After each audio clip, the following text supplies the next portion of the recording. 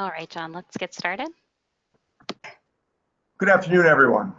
On behalf of the American Geographical Society Council, our members, and the staff, it's my pleasure to welcome you to this second Location Tech Task Force Blue Ribbon Panel, Vulnerable Publics, Perspectives from the United States. To those of you participating in the conversation on WebEx and those that are watching our live stream on Facebook, it's great to have you joining us this afternoon.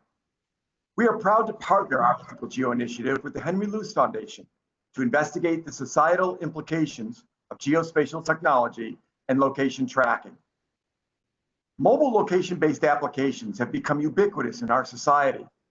As all of you know, they have changed the way we live our lives in a very short period of time.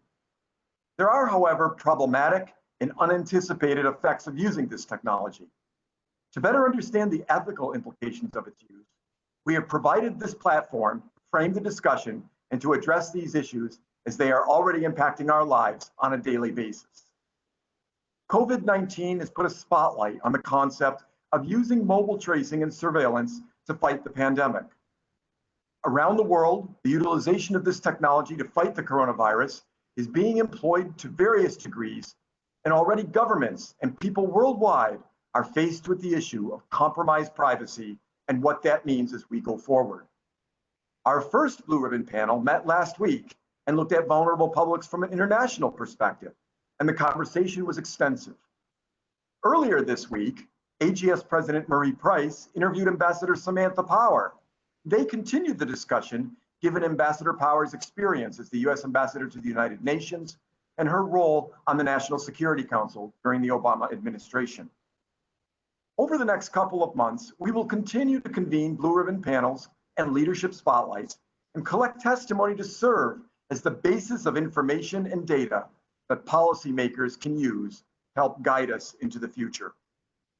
Before we move on, I'd like to explain to those of you on our WebEx platform the best way to get the most out of today's panel.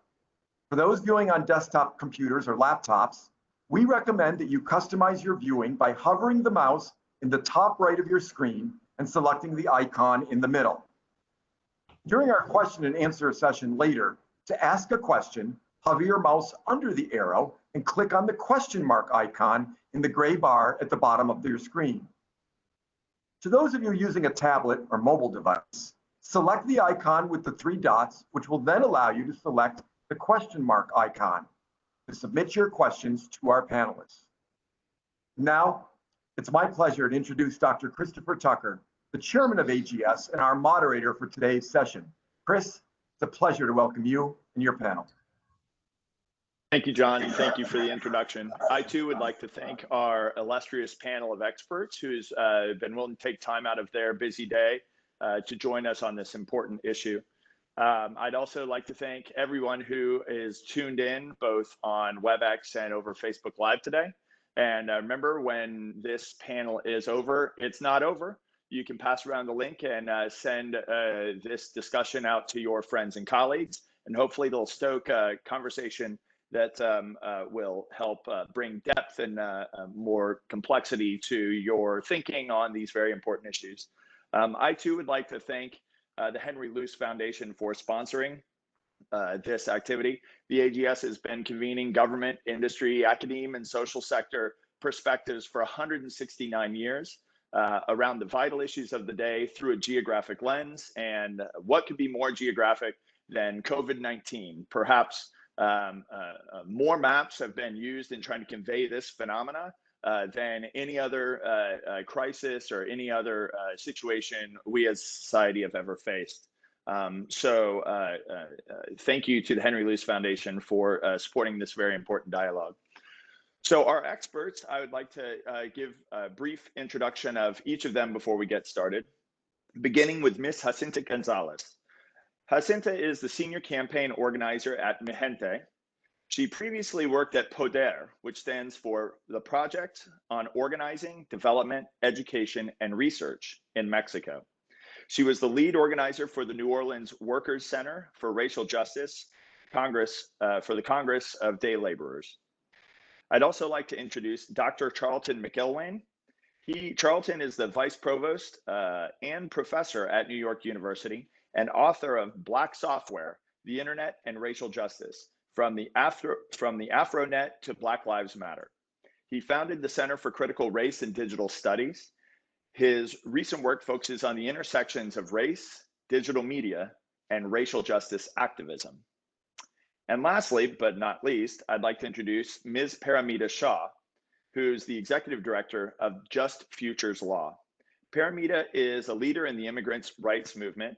She has created or helped produce dozens of resources and reports for immigrant communities impacted by policing and immigration enforcement, including detainment policies and technology surveillance.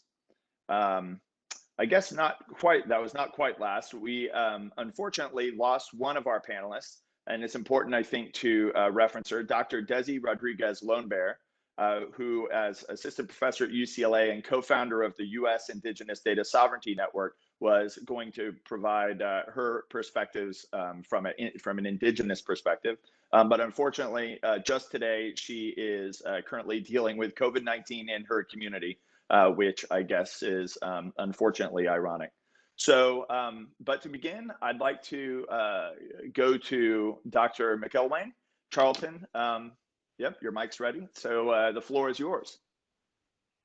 All right, thank you, Chris, and thanks to all of my fellow panelists and to the Society for inviting me and others for this important topic and this important discussion. Thanks all of you who have tuned in. So what I want to do really is to kind of set the stage or an agenda for the discussion that will ensue throughout our engagement and following. And so location technology, COVID-19, vulnerable populations, these three topics entered into my imagination for the first time early in March. I'd been teaching a class on race and technology that was disrupted when NYU, like most higher ed institutions, closed campus and sent our students to their respective homes. I started my first remote check-in with my class shortly thereafter by asking what they were doing, how they were doing, and what circumstances were like in their particular area of the world to which they had returned. One student in South Korea chimed in to say how awkward it was that her government had mandated that she download a mobile app to her phone and was required several times a day to enter information into the app about her health status, what her temperature was, whether she or anyone in close proximity to her was experiencing any symptoms. While she was amenable to complying, she mostly wondered how such a process could be valid. Anyone could, she remarked, if they were so inclined, simply lie, particularly if they were reticent about any adverse consequences that might result from reporting symptomatic behavior.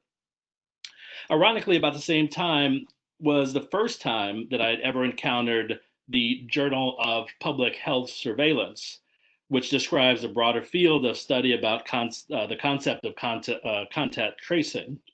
I had not encountered this in the context of thinking about COVID-19. I had simply been reviewing the work of reputed scholar whose research focused on the intersections of public health, social media, and race. And so it was in that context that I first encountered the term contact tracing as a proposed valid method for trying to understand the adverse health impacts created and or exacerbated by social media that was proposed in this scholar's work. Shortly thereafter, as the murders of George Floyd, Breonna Taylor, Ahmaud Arbery called our attention yet again to a second long existing pandemic, I wrote an article for the MIT Tech Review that was headlined, "Of course technology perpetuates racism. It was designed that way." And it was a reflection based on my several years excavating Black people's relationship to computing technology from the 1950s to the present. And so while we gather together today to reflect on current challenges with respect to location technologies, COVID-19, and vulnerable populations, I want to focus my opening statement in the same way that I'd focused my comments in that Tech Review article. And that is to underscore one simple point, that if we are to understand and proactively address the challenges that mobile and or location-based technologies bring to bear on communities of color, particularly African American and Black communities, We must frame those challenges around and situate them within the historical context that makes those challenges stunningly, stubbornly, but unremarkably routine. To put it a different way, I simply want to remind folks that we've stood at these crossroads before. We've chosen our collective path and we've witnessed its devastation. The problem we face today is not so much figuring out what the problem is as it is about deciding whether we have the will to confront it differently. So when I think about race, technology, impact, there is a well-established model to describe the relationship between these three constructs, a model that has played out time and again over the past 60 years, a pattern that continuously reinforces the disparate ways that technology adversely impacts people and communities of color.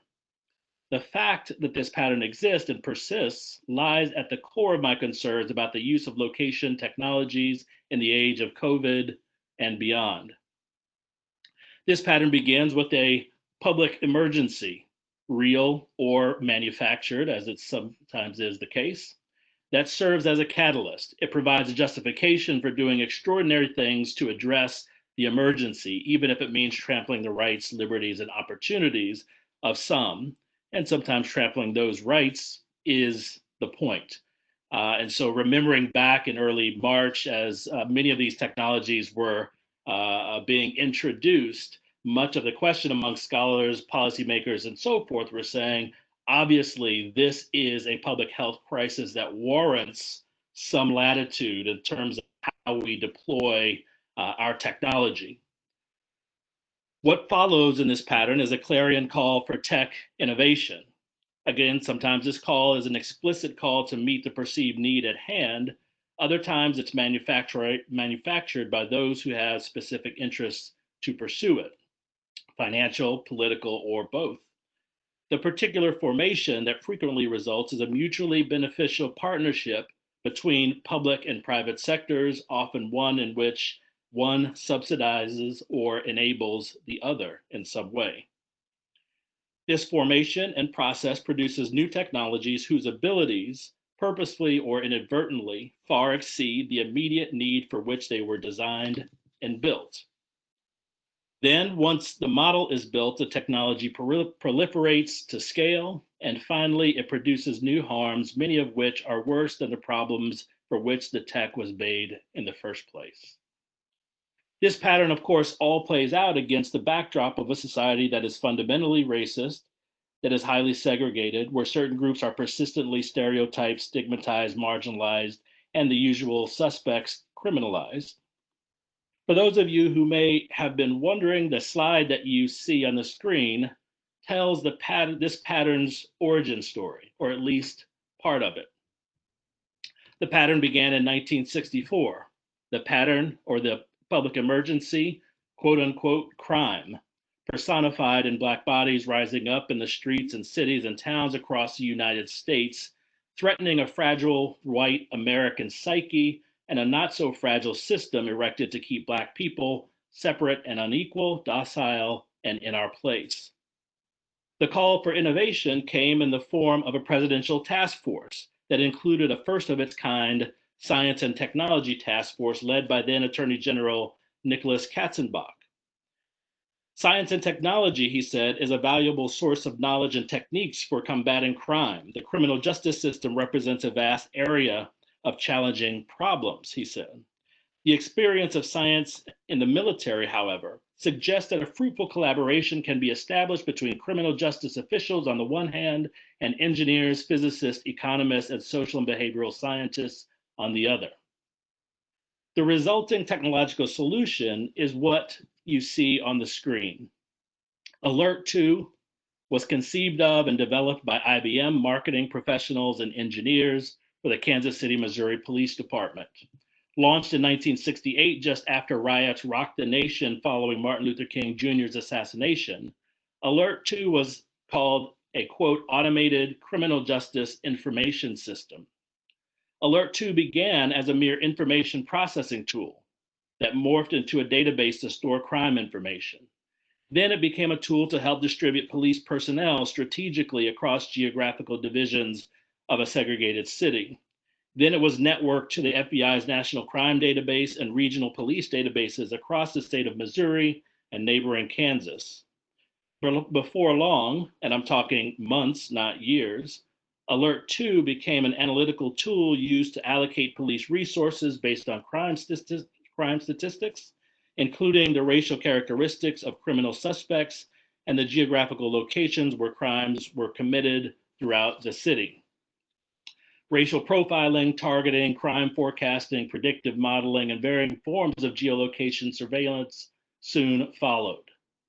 Today's surveillance tech ecosystem originated, I argue, with Alert 2 and the hundreds of criminal justice information systems that proliferated from the late 60s through the present, through every state in the country. Many systems were subsidized in the billions of dollars by the federal government's Law Enforcement Assistance Administration and enriched many of the most prominent computing companies that we know. The resulting harms have been many. In this case, the result was no less than what Simone Brown refers to as, quote, dark matters in her book about the surveillance of Blackness, no less than what Michelle Alexander called the new Jim Crow, the massive escalation of Black incarceration beginning in the late 1960s, no less than the proliferation of new technological tools that perpetuate white supremacy, what my colleague Ruha Benjamin dubs the new Jim Code. And so Blackness and Black people both persist as our nation's, dare I say, even our world's problem. And this is the closing to that MIT Tech Review article that I mentioned earlier, that really is the crux of the argument that I make here. When contact tracing first cropped up at the beginning of the pandemic, it was easy to see it as a necessary but benign health surveillance tool. The coronavirus was our problem, and we began to design new surveillance technologies in the form of contact tracing, temperature monitoring, threat mapping applications, and others to help address it. But something both curious and tragic happened. We discovered that Black people, Latinx people, indigenous populations were disproportionately infected and affected. Suddenly, we also became a national problem. We disproportionately threatened to spread the virus. That was compounded when the tragic murder of George Floyd by a white police officer sent thousands of protesters into the streets. When the looting and rioting started, we, Black people, were again seen as a threat to law and order, a threat to a system that perpetuates white racial power.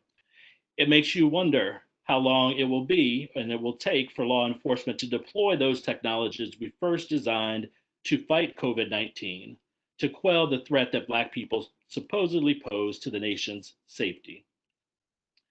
If we don't want our technology to be used to perpetuate racism, then we must make sure that we don't conflate social problems like crime or violence or disease with Black and brown people. When we do that, we risk turning those people into the problems that we deploy our technology to solve, the threat we design it to eradicate. Thank you. Professor McElwain, Charlton, that was fantastic. Thank you for sharing that perspective. I always appreciate the historical reflection that lets us understand that these technologies aren't new. Maybe their latest incarnation were just released recently, but they've got a long history and have been woven into our society's fabric for a long time. And every time we roll out the latest version of this and we roll out the latest improved version with better accuracy and better precision, it only leads to perhaps further over-policing the over-policed. So I really appreciate that perspective. I think it's a perfect transition also over to Paramita. So we'll go ahead with Paramita's presentation next. Thank you, Charlton. Good afternoon. Thank you for having me here today. Really excited to join you all and to talk about the role of location tracking tech as it affects immigrants. I guess I wanted to start off my presentation by saying that more surveillance is unfolding against the backdrop of mounting evidence that close tracking and isolation and cell phone tracking and location tech is part of it. It's happening in China and Singapore and South Korea, and we believe that it's helping to control the spread of coronavirus in those countries and limit the death toll. And I think, to some degree, all those things are really important because we do need to be healthy. But we can't, again, just going back to history, ignore our history. Crisis-based decision-making on surveillance and mass data collection has been used to erode privacy and civil rights and create some of the worst violations of constitutional rights in US history, especially on Black people and Brown people in the United States. We cannot ignore the experience that mass data collection in the 1940s, specifically the 1940 census, and how it was used to intern Japanese Americans during World War II. Or that post 911 laws that were passed with overwhelming approvals and yays, right? Gave away our rights to privacy and set up a series of new surveillance and detention powers, all in the name of national security. Special registration of Arabs and Muslims are still on the books. They're not maybe being enforced right now, but they are still on the books. And the reason why I think this conversation is so critical, because it's really hard to debate emergency powers during what people think is an emergency, right? And this is an emergency, and the speed of coronavirus is not allowing time for a very deliberative approach to how we think about location technologies in general, how we think it's connected to surveillance and racism and discrimination. Those conversations need to unfold really in a profound way before I think we can address some of the technologies that are being built at lightning speeds. So that I felt like it's important to talk about, basically when we talk about vulnerable populations, like who are we talking about? Immigrants, I think, are just kind of encapsulated in this mass, like immigrants as a vulnerable population. But if we could go to the next slide. I really wanted to maybe talk a little bit about, how many people in the US are immigrants, because this is not just an issue of protecting, I think a small population. This is really about addressing deep systemic inequalities and racist policies within our system. And you will be able to see it as it unfolds as the professor discussed in his previous presentation. So I wanted to say that the US foreign population reached a record 44 million in 2017. Since 1965, when US immigration laws replaced a national quota system, the number of immigrants living in the US has more than quadrupled. Immigrants today account for 13.6% of the population. And today's immigrants, though, believe it or not, even though that sounds massive, it is still less than the 15% share that we had in 1890, when 9.2 million immigrants lived in the United States. So just to keep in perspective that we have always had immigrants in the United States. Most of our immigrants live in 3 states, California, Texas, and New York. And California has the largest immigrant population of any state in 2017. And Texas and New York follow. But to be honest, the South is a big destination for immigrants at this time. And so I really, you can see Atlanta being identified here as an important piece. And since this is the American Geographic Society, I thought it would be important to probably lay out some of these places as we talk about policies moving forward. Next slide. When it comes to immigrants, it's not all uniform either. I put this line here because we have so many different types of statuses. And everything outside of this line, this kind of like line that looks like a split line there, is everyone in that kind of the bigger part of the slide is deportable. And that's really important to know. If you're a green card holder, a legal permanent resident, you are deportable. If you're undocumented, you're deportable. If you have DACA, you are deportable. If you have a visa here, you are deportable. If you have temporary protected status, you are deportable. All these classes are enormous numbers, and they're all deportable. Even citizens can be deported, very rarely, but it can happen. And I think it's important to realize that, because really the security of how people stay in the United States very much has to do with the kind of status that you hold. And so whenever we talk to public defenders, or criminal defense attorneys, which is often what we do, this is one of the first things we describe, because it is often very hard for people to understand that, people have been here for decades can be deported at all. Next slide. So, one question I often get is, do privacy laws even cover immigrants? And the long and short answer of it is that it's very limited. The executive order limits the rights and protections. So let me back up. I'm sorry. The Privacy Act has been on the books for decades.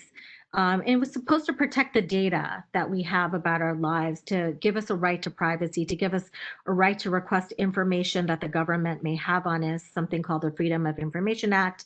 It also says that companies or governments can't share information about you willy-nilly.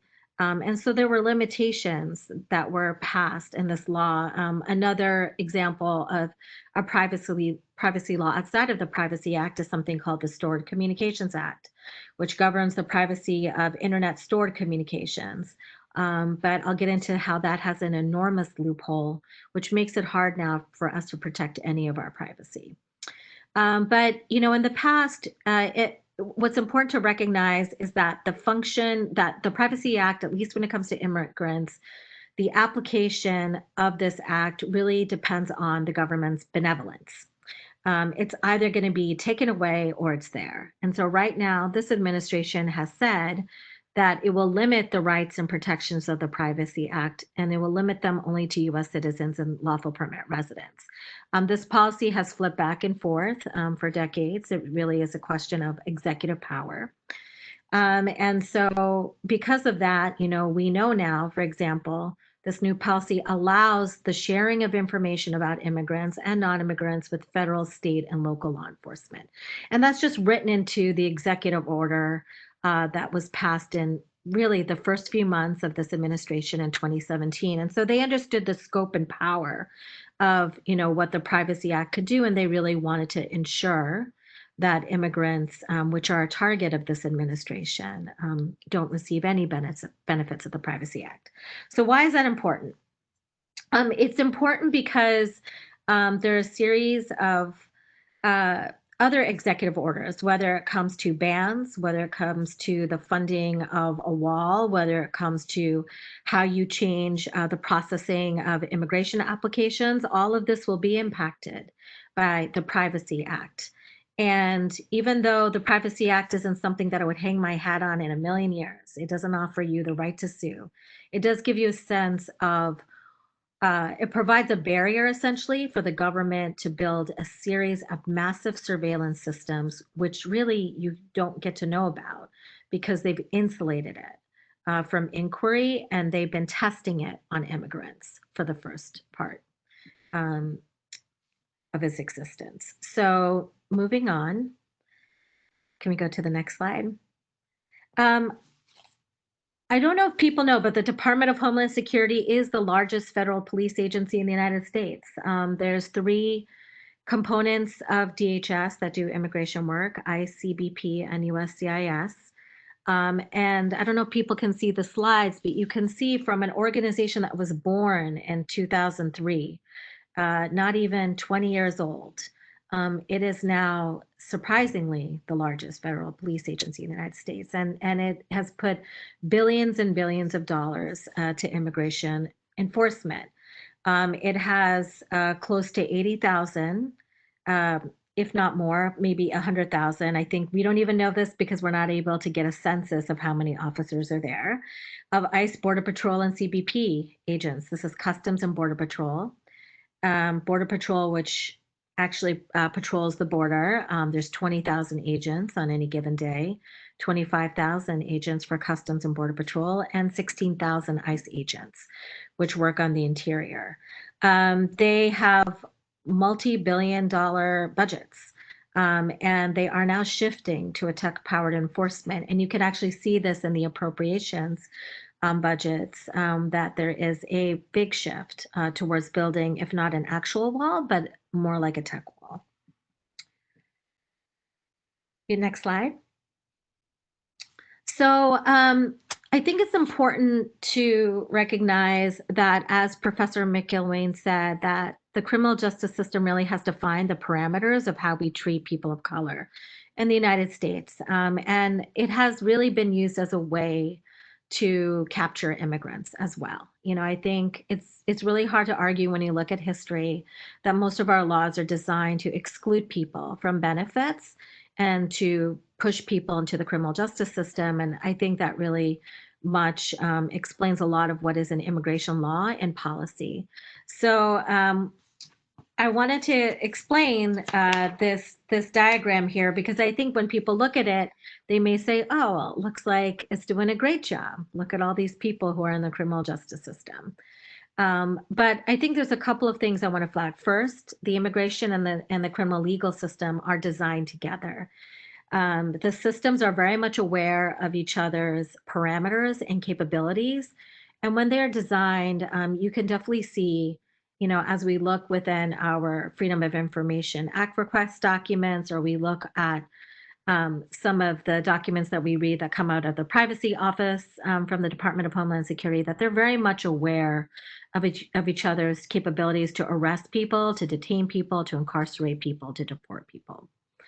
And this is a result of a series of laws that were passed in the 1990s, one of which was a massive 1994 crime bill, and then two big immigration laws that were passed, which one is called the Illegal Immigration Reform and Immigrant Responsibility Act, and the Anti-Terrorism and Effective Death Penalty Act, both of which were passed after the largest act of domestic terrorism in the United States by Timothy McVeigh, the Oklahoma City bombings, which many of you may know about.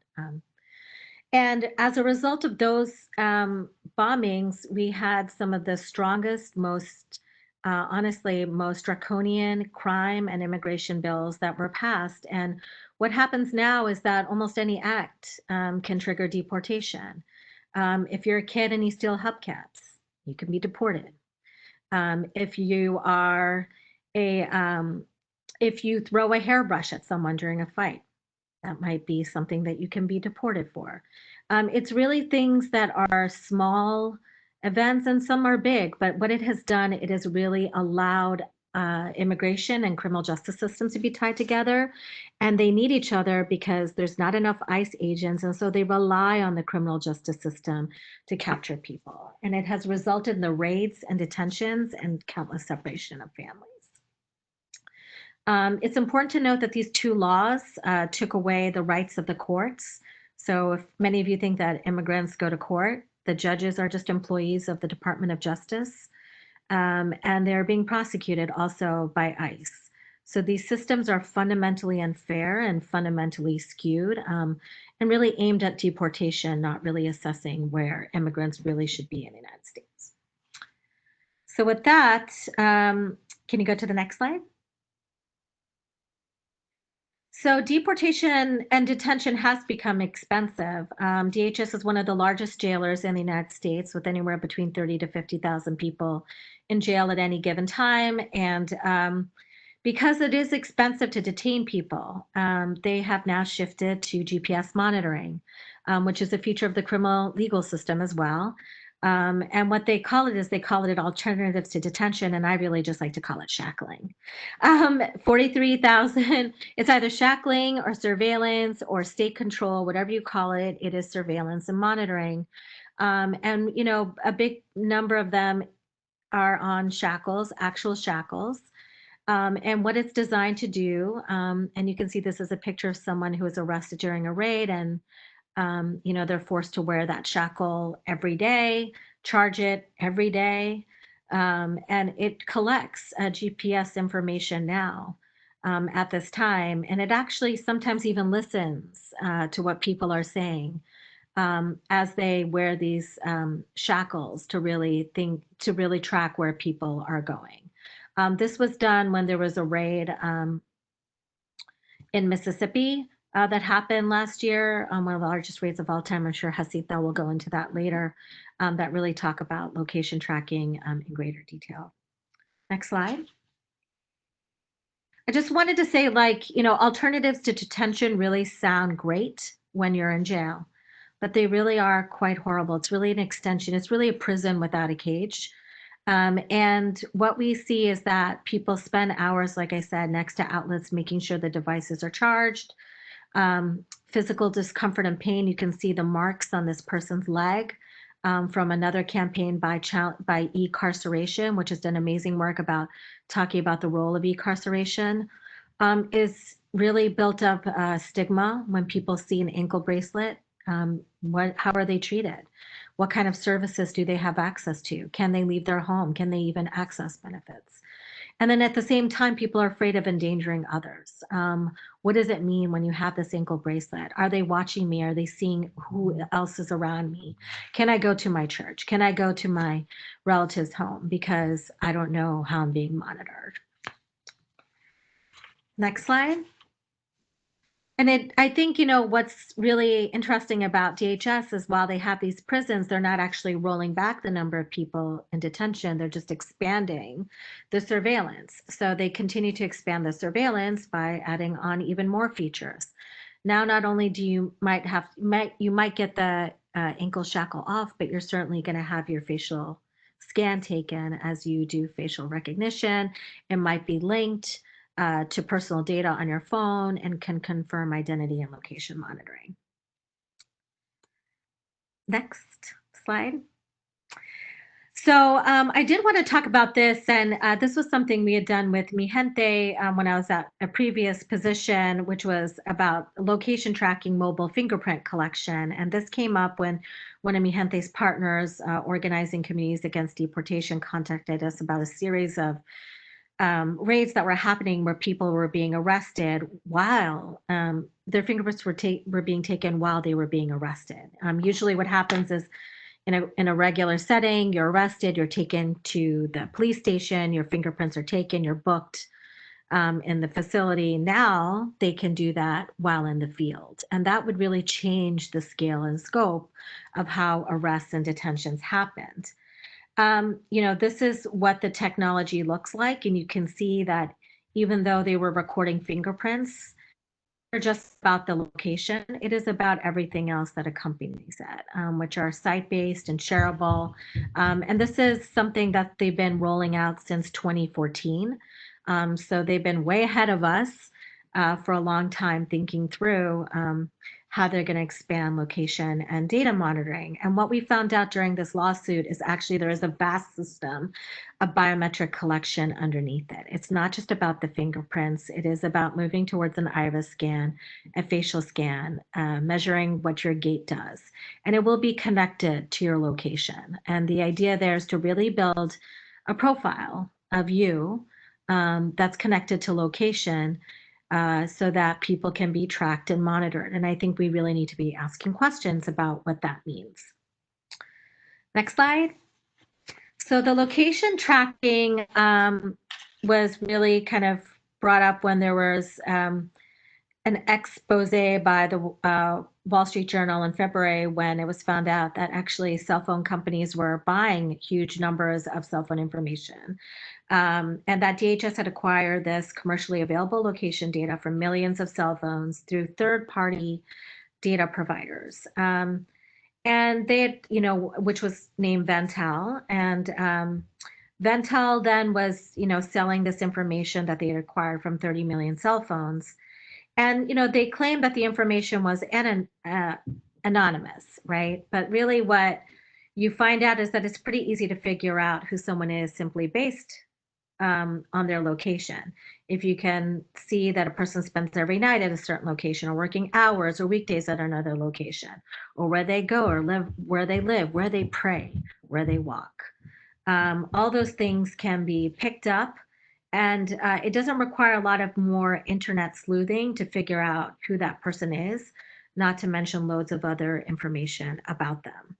And so there's, as we look at these, the corporate harvest, of this information, which includes location data, there's other data that's also being collected here. You can see here below, which is called CLEAR. You can see the vast amount of information that they have: phone records, consumer data, health data, utilities data, DMV data, right? It goes on. And you don't really know why all that information is necessary if you're talking about COVID. I think we can skip the next slide, which just gives you a sense of like how many of these third-party data providers are. And the next slide, I think, really goes to how Congress, I think, is getting increasingly alarmed at the scale and scope of this. This was a letter that was just recently sent over to the head of Intel that was really worried about the collection and sale of that sensitive mobile information. I think that the fact that the commercial database that maps the movements of millions of cell phones in the United States is just kind of up for grabs should be of huge concern to all of us. And the reason why is on the next slide is because the government has argued is that they're simply another commercial purchaser. They really don't need to worry about constitutional protections, that they don't need to acquire warrants for personal, very sensitive information because it's not relevant, where they're just buying a widget. And I think that really kind of goes to show where the government's mind is when it comes to personal and sensitive data. This came out of, this was after a landmark case in 2018 where the Supreme Court ruled that location data drawn from cell phones in the country was a especially protected class of information since it reveals so much about an individual. And the Supreme Court placed a limit on the ability of law enforcement agencies to obtain location data. But now, as we can see, is that the government doesn't feel like Carpenter applies to them if they're just buying commercial information. It's not coming from police departments that they're saying. And so I get worried when I read reports, given the uprisings of police officers monitoring protests using kind of a COVID-19 contact tracing model, which is essentially a location tracking tech model to track protesters and potentially chill any kind of First Amendment protected activity. And the last slide that I really wanted to talk about was that this is what led us to our COVID-19 Freedom of Information Act project, which was that we're doing with Mi Gente and Center for Media Justice and the Immigrant Defense Project, in which we were very concerned that health surveillance systems have made location data central to their operation, and we know very little about what's happening. But we do know that the companies that are making them, namely Palantir, is that a company that has been involved in some of the kind of the worst military and law enforcement technology of our times. And it is the one designing our health surveillance system today, which has been given approximately $500 million to be built by our government. And so I think we really need to be asking questions as we think about our health. Is we need our health, but we also need to ensure that whatever is being built is not jeopardizing or criminalizing Black and Brown and immigrant communities as we build a massive health surveillance machinery. So with that, I'm going to end and turn it over to Jacinta, but thanks very much for this time. Wonderful. Thanks so much, Paramita. It makes me think that in the context of COVID-19, there's a lot of concern about people being bucketed through if they're positive or if they're negative, and then the current concern is false positives and false negatives. But from your presentation, it's clear that that's not just something that's tied to COVID-19, right? People have been rounded up under whatever pretense for many years, for a very long time, bucketed into some category. They're positive for something or negative for something, and then that data is along with their location data has been enriched, so any premise of anonymity is gone. But then if somebody actually after further investigation doesn't belong in that bucket, what happens to all that information? What happens to all of that additional information about that individual that was collected? Is it expunged? Does it disappear? I think those are all kind of, it's not new. Again, it's kind of a fascinating discussion. So thank you for that, Paramita. And I'll pass the mic now over to Jacinta to further expound on those and other topics. Thank you so much for that intro, Chris, and thank you to the previous panelists for their amazing presentations. As was said, my name is Jacinta Gonzalez, and I'm a senior campaign organizer with Mi Gente. To give folks maybe a little bit of background on our organization that might not be familiar with what we do, Mi Gente is a national political home for Latinx and Chicanx change makers that are fighting for racial justice, that are fighting for gender justice, that are fighting for environmental justice, and beyond. And so, for a lot of us that are part of Mi Gente, we have been doing anti-deportation work and immigrant rights work for over 15 years. And, as Palomita described in the previous slide, ICE, Immigration and Customs Enforcement as an agency, is a relatively new agency, right? It's been around basically for 15 years, came out of sort of the government's response to 9/11. And so in many ways, the framing of how ICE was built was actually built to create a policing agency for immigration purposes that also would be kind of situated in this idea of protecting the homeland, and in that way have access to more surveillance powers, both domestically and internationally. So what we have to understand is that for many years, immigration enforcement was seen as quote unquote civil enforcement. And what really has happened in the last 15 to 20 years is a ramping up of criminalization of migration, which allows for building a bigger and badder police force that can be used as a political statement, right? Which is definitely what we're living through right now under the Trump administration. But for a lot of us who have been doing this work on the ground, we've seen how the agency has transformed. And so I remember, again, 10, 20 years ago, what you would see on the news would actually be ICE agents themselves going into grocery stores, going into communities and conducting these mass raids based on racial profiling, right? Anyone who looked like they wouldn't be from here would be enough basis to go after them. But obviously there was responses, there was pushback, and they wanted to continue to grow to be able to detain and deport as many people as they could. So the next level for them was really partnering with local police departments and local jails to expand their capacity to surveil, detain, and deport. And that's where we see a lot of the things that Palomita mentioned in the previous slide, where you'll have 287G agreements where ICE will come and train a police department so that they're able to conduct immigration enforcement, or you'll have secure community agreements where a local jail will agree to share their information, their fingerprints information with ICE, so that can be placed and ICE can pick people up directly in jails. So what we've seen with that is, one, again, a continued expansion of the criminal justice system and policing in the US, which we know is deeply rooted in anti-Blackness, which we know is systematically racist, and which we know also doesn't have the checks and balances necessary to actually restrict not only bias, but the abuse of force and violence that we're seeing, across the country still to this day. But as this was kind of developing, and as this kind of connection between local police enforcement and ICE was cementing, once again in the last probably 5 years, we've started to see an accelerated presence of ICE agents in communities directly. So they're doing workplace raids, they're doing community raids, they're going door to door. But the thing that we started to notice in these behaviors is that more and more they were going to a specific house. They knew the address, they knew who they were looking for, they knew their plates, they knew their car, they knew their cousins, they knew everything about them. And so, immigrant rights defenders, folks who are on the front lines of this battle started to ask us questions like, how are they knowing this information? How do they get it? And the truth was we couldn't answer. And so we partnered with several organizations, including with Palomita, who just presented, and conducted a huge corporate research project and produced a report called Who's Behind ICE? The Tech and Data Companies Fueling Deportations.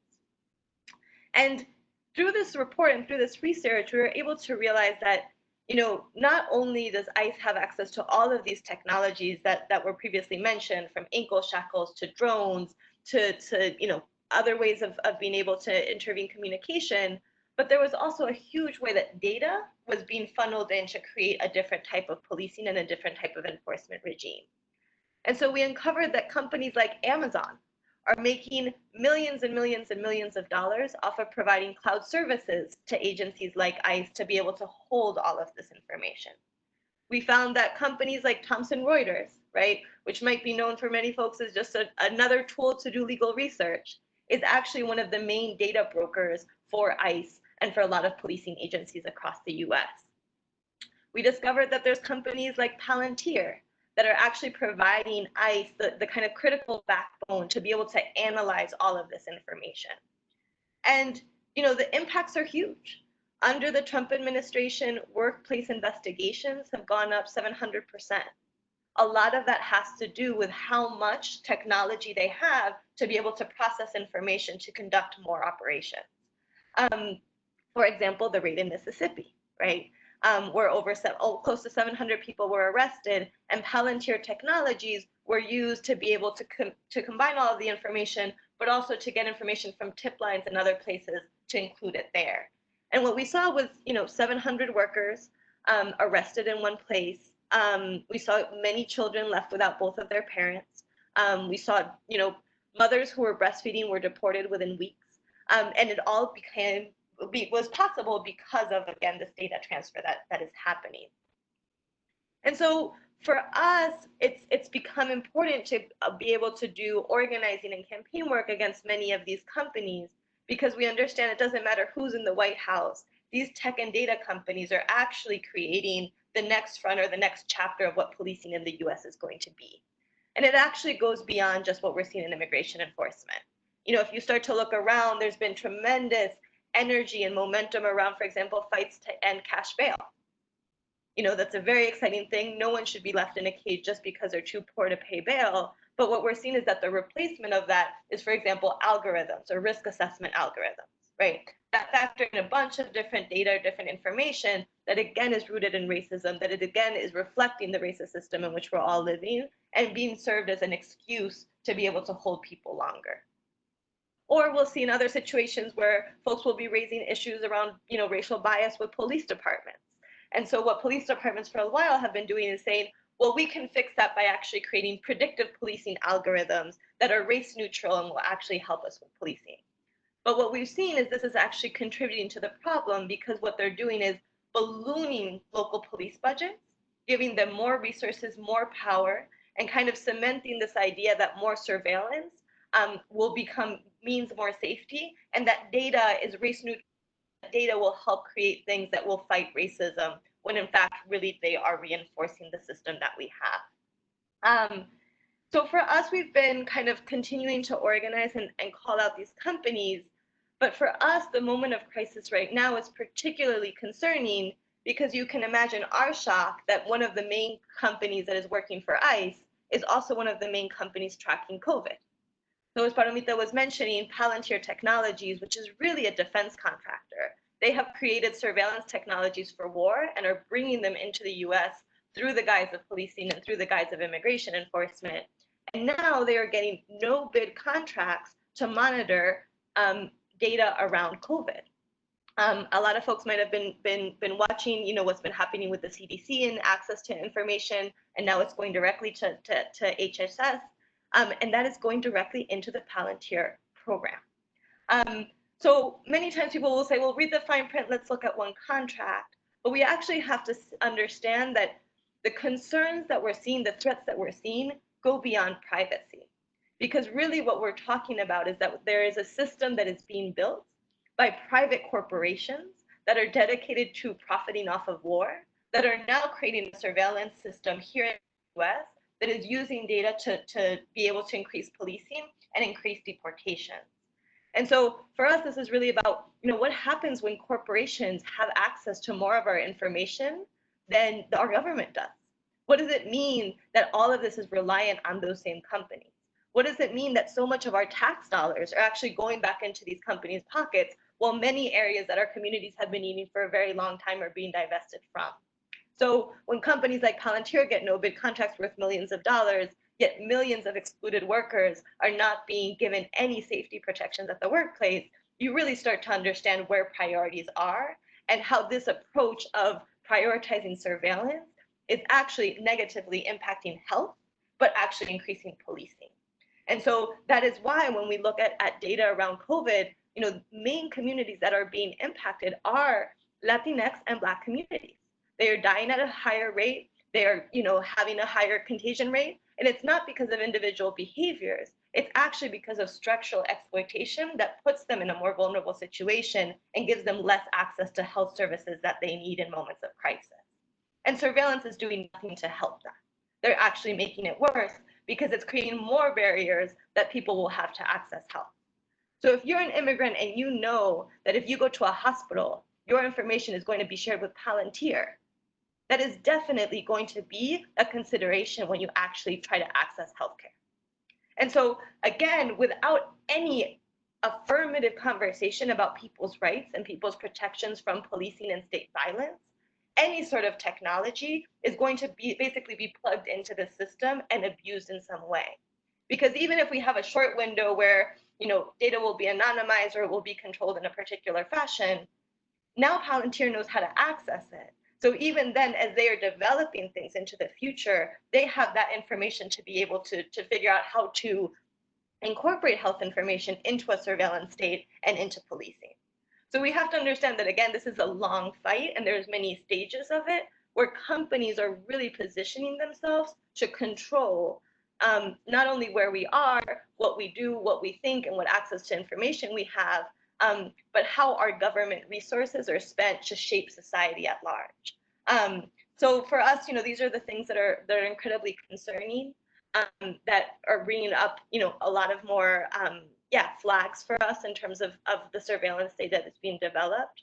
We were really excited to know that, for example, the Hispanic caucus in Congress is, for example, investigating Palantir and questioning what is going on with their contracts. We hope to get more information from that. But we also know that there's a moment where, for example, this company Palantir has been announcing that they're going to go public, right? So again, we're seeing this possibility for for companies to profiteer off of this moment and how they're positioning around who is controlling data. So it's very important to be critical about the uses of this technology, the implementation at large, and how it's contributing to over-policing of Black and Brown communities in the US. Thank you, Jacinta. That was a wonderful presentation. When we got started with the Location Tech Task Force, we thought a lot about what are the unintended consequences, what are the second and third order effects of these technology investments, because they may have been put in for, as Paramita said, for a previous threat, and it's then becomes an infrastructure that, when the next perceived threat comes along, it gets reapplied, but without any real ethical debate about what might be the unintended consequences. So I think that was a great set of insights. Thank you. So I'm going to move this now to a set of kind of Q&A that I'd love to hear from all of you, and you may actually have better questions for each other than I have for you. So feel free to pass the baton between each other. But I'd like to start with a very kind of geographic question. We are the American Geographical Society, after all. So geography is often referred to as the art of making the invisible visible. And some vulnerable publics are invisible for different reasons, right? Some are invisible because official processes really neglect them. They're because of official neglect, you don't see them mapped. Others are kind of invisible due to systematic or intentional exclusion, right? If they're not on the map, not in the database, then they won't be eligible for some sort of resource. Still others intentionally seek to stay off the map, stay off of everyone's radar because they know they may be subject to over-policing, et cetera. So there's a lot of different ways in which folks may either choose to be invisible or they're made to be invisible against their will. How should we think about vulnerable publics' geographic invisibility as it relates to mobile location tech during COVID-19 and beyond?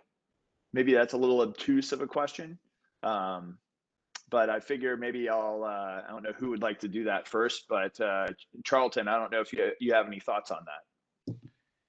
Yeah, I mean, I think, from just one perspective to raise the issue that I think Paramita and Jacinta have really highlighted, which is for most communities of color, the option of invisibility is not really one. as this geographic and other surveillance systems grows. And so that is not a particular liberty that's at folks' disposal. And so I think this becomes even more complicated when you pair that with the need for health services, in which then someone has to make the choice. And again, this was brought up earlier.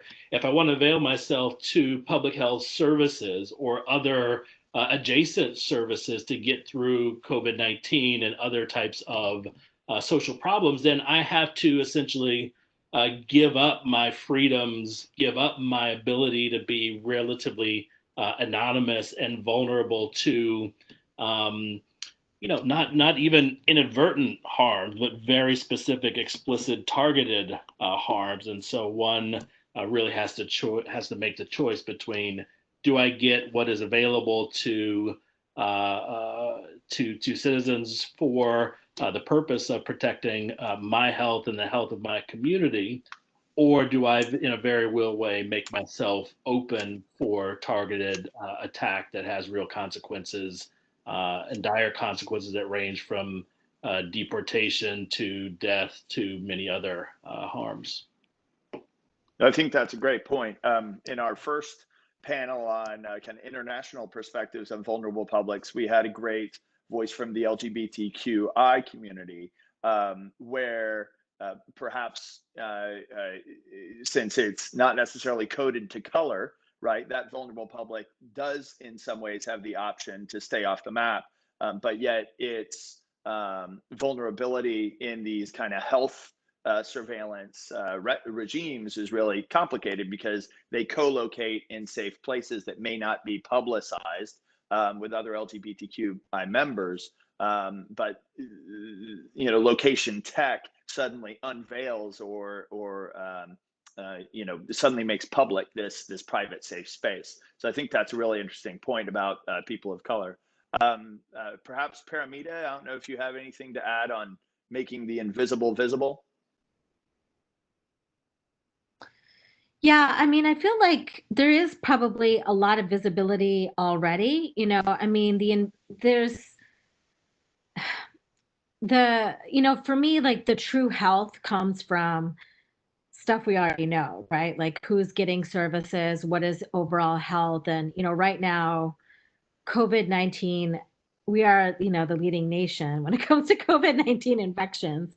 So, and it's, I think, exposed like these mass systemic inequalities. And so I think we have a map of where those systemic inequalities are occurring. I guess my concern is that's the map I'd like to address. It's not the map of like, where is somebody going? Are they going to this park? Are they going to pray here? Those are things that I think are relevant to the issue of health. Health is treated by doctors and good medical care and good social service providers. It's not really law enforcement. It's not really tracking. It's not really those things that contribute to health as much as everything else. And so, I think how we define the surveillance matters. But when I hear the question, I guess I hear a binary of like, are you going to reject services, versus like, and what I really want to push against is maybe this idea that we're not really dealing with the binary. We're really dealing with an issue of a structural problem, and we have a map already. Why can't we deal with the inequities in that map? Great points. Jacinta, any points on you'd like to add? Not much to add, except that I do think visible and invisible to whom is a big question that to me kind of just reads as what it when I lived in New Orleans, I was a day labor organizer. There wasn't a lot of the folks that I was working with, but they were standing on a day labor corner, right? It was the most visible present thing possible, and yet folks would say, well, we don't know who they are, what's going on, or what's happening because they don't have a US ID or whatever it is. So it actually is, when we think about what is being visibilized, we have, again, it's part of like what is trying to be visibilized and for whom.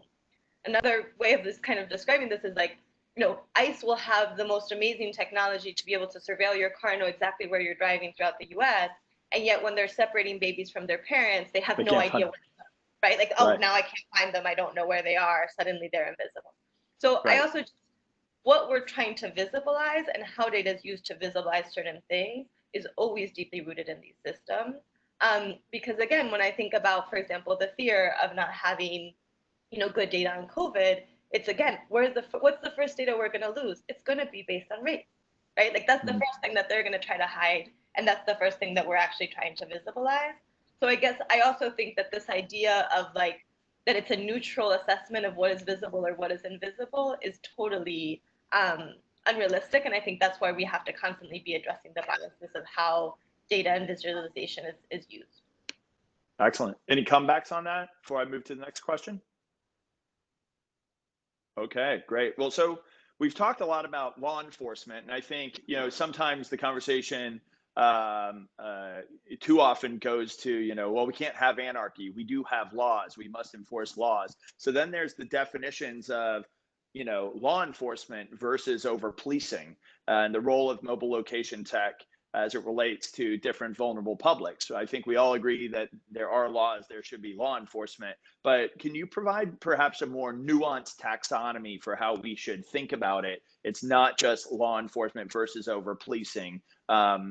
Is there a vocabulary that we can lean on that people can use to start thinking about this complex set of issues when mobile location tech is being used, and that more precise and that more accurate technology than we had in previous generations of tech?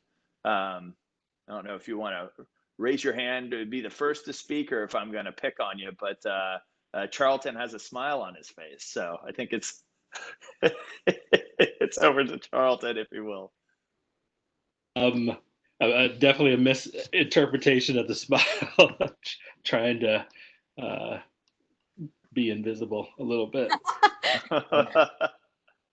So, I mean, this is an interesting question. I have a hard time, I think, in the context that we've all painted here, separating the sort of a nuanced understanding of law enforcement versus policing, because I think much of our historical context has really been framed in the policing framework throughout our history, where the sort of fears of crime and legal enforcement have over and over and over again been shown to be overblown, that the people who are most often imagined as perpetrators of crime and who get away with crime has a very racialized component to it. And so it's hard for me not to think about the whole enterprise of law enforcement, not as law enforcement, not as trying to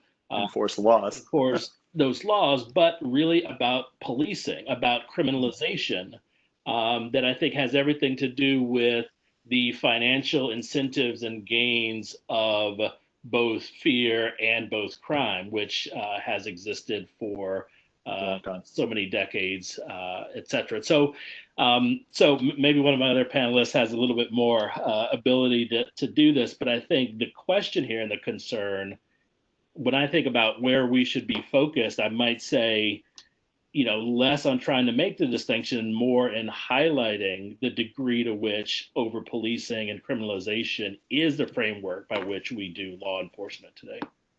That's great. I see Paramita turned her mic on, but I was thinking in your presentation, Paramita, about kind of the creation of these criminalization pipelines, right? By taking a thing that previously wasn't criminal and then putting it in the criminal code makes it subject to over policing in a way that previously it wasn't in the same way. I don't know, how should we think about those distinctions? Yeah, I mean, I think, the first step when I think about, there's so much criminalization embedded within our criminal legal system and immigration system, starting from the criminal legal system post the Reconstruction era, and the way that, work was criminalized, the way that where you live was criminalized. And similarly, in the 1950s, when 1 million people were deported, just deported, by local and state sheriffs. I mean, there is a history of this. And I guess if there's a word that comes up for me, it's maybe about resources. It's the word of like, where are resources going to go, right? And if I had to like think about like the resources that are being diverted from, what I'm seeing now, like, which is, and what I'm worried about is like, we'll go from the number of police officers to taking off military grade equipment, but we'll now resource surveillance because it's a gentler type of enforcement. We'll resource face and body cameras because we think, we're going to get accountability. Like those are resource questions that I think, to me, divert from the issues of that everyone else has spoken about. Is like, I would prefer to resource the inequities in our healthcare system and figure that out before I probably give more resources to police who already over the decades have been given everything from, criminal enforcement to mental health enforcement to social services provisions. Like there's too many resources that have been given to policing to do a huge number of service, like provide services in this country. And I think what I'm worried about is like, we'll continue to resource that. Great. Jacinta? Yeah, I mean, I feel like both folks have answered so well, not much to add, but I mean, I do think that we have to understand the history of how our laws were created before we talk about just kind of deciding to enforce them. Again, understanding the history of the country, understanding that so many of the laws were based on racial control, controlling women, controlling the LGBTQ community. We have to understand that these laws are a reflection of that. And so sort of simply saying we must enforce laws is actually not getting us to a place that would actually really include justice and include people's dignity and include public safety. So then if we are thinking about how we're trying to ensure public safety, right, we do have to have systems to intervene when there is harm being done, when there is violence being done. But if we continue to kind of make synonymous public safety with policing, we're actually encouraging to expand policing as opposed to, as Palomita was saying, actually investing in what makes communities safe. So the communities that are the safest are not the communities that are the most policed. They're actually the communities that are most resourced.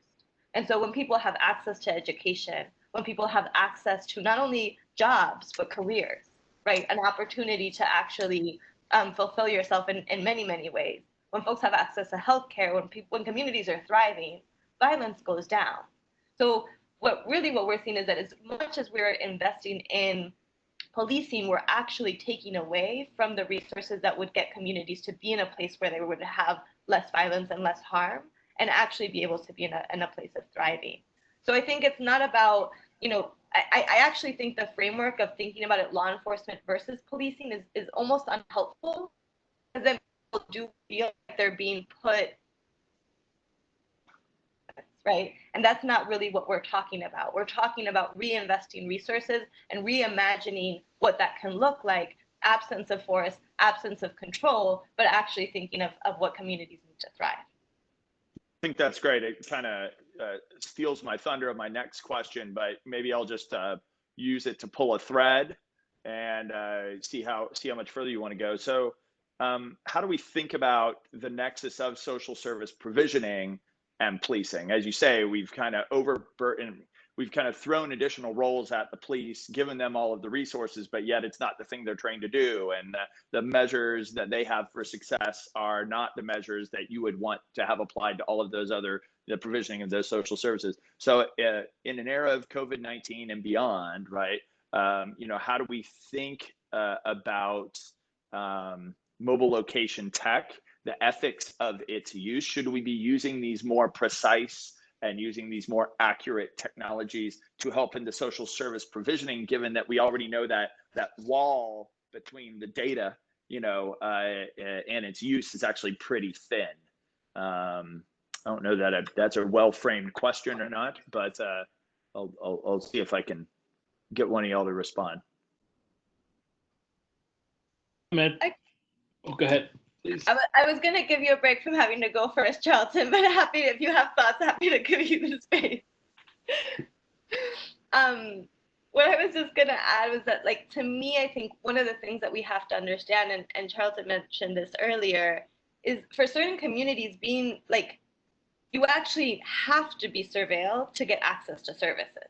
So when we think about food stamps, when we think about health, Medicaid, when we think about public housing, when we think about this whole safety network, right, that is supposed to be there for people to be able to have something to rely on in moments of need, what we're seeing is that actually has been created as a dragnet or as a surveillance system to be able to track and monitor people and have that used against them. And so I do think it is a very tricky conversation about what technologies to use or not to use. But again, to me, it's if we're able to actually understand that policing is not helping communities become safer in that way and actually make the disconnect and invest in services, then there's a lot of things there where technology can be used to actually make it stronger, right? Because we do want more people to have access to services and understand that getting to scale, having information about people's medical history, all of those things are necessary as long as they're actually rooted in a care model and not rooted in a system that is going to continue to expand policing. A care model instead of a policing model. Charlton. Yeah, and just to add to that, I think the challenge is when and if we can move in that direction, it really means decoupling the access between those two areas, between policing and between the social services. And obviously that's a huge challenge, but you have to be able to say, here are services that are open to you because they contribute to you, your well-being, the well-being of your community. And that stops and ends there without adding on to it. We offer you this service with strings attached, meaning our ability to do other things. And generally that ends up being in that policing realm. And so the way in which others have talked about the continuously linking of data systems across government agencies, public agencies, not to mention the vast linkages when we talk about commercial enterprises and the partnerships that enable the distribution of services that many of us and many folks take advantage of. All of those have to be under scrutiny to say, how do we separate them out so those who need access can get access, those who should not have access because we know they will abuse that access cannot. And so again, a big challenge, but I think that's where the necessary questions and thought about how do we do that have to come from. So maybe Paramita? just maybe a couple of things. Like, there is a resurgence of an idea of, welfare fraud, right? And, I think this really ugly language that came out of welfare queens in the 90s, and welfare fraud is like basically baked into a lot of our laws and just access, right, to basic services. And very recently, DHS passed a series of policies basically changing a huge rule in immigration law, which is called the public charge rule, which really limits the kinds of services that immigrants can access without being dinged for it. And when I say dinged, it means it could stop them from getting their green card, rejoining their loved ones, start a deportation process, result in a fraud investigation, and potentially criminal charges. And I think, when you start criminalizing the access to those services as they are now, it's really, I think, my worry about location tech is that it will speed up that process because all that data is so easily available. And I think what I'm concerned about is like if they see that if they want to use your location data in the way that they use your social media data now to say that you said you were here, but really you were over there. I'm very fearful about the outcomes of that. And I think number two is that, there is kind of like a law enforcement framing that we're already beginning to see. In New York, it's about having a COVID SWAT team, right? I mean, that's how they framed out their new health task force, is to call it a SWAT team. And so it's meant to come in and do a blitz, on whatever that means, to handle COVID. And where I think like New York put together a series of practices that managed to curb like the deaths that they were happening. It troubles me that the way that they want to launch a new system like this is in the framework of law enforcement modeling. In the same way that during the Minneapolis protest, the chief, there had mentioned that the kind of surveillance that they were using on protesters was based on COVID tracking models, right? I mean, so I think, that just to be clear that the messaging is similar, the framework is similar.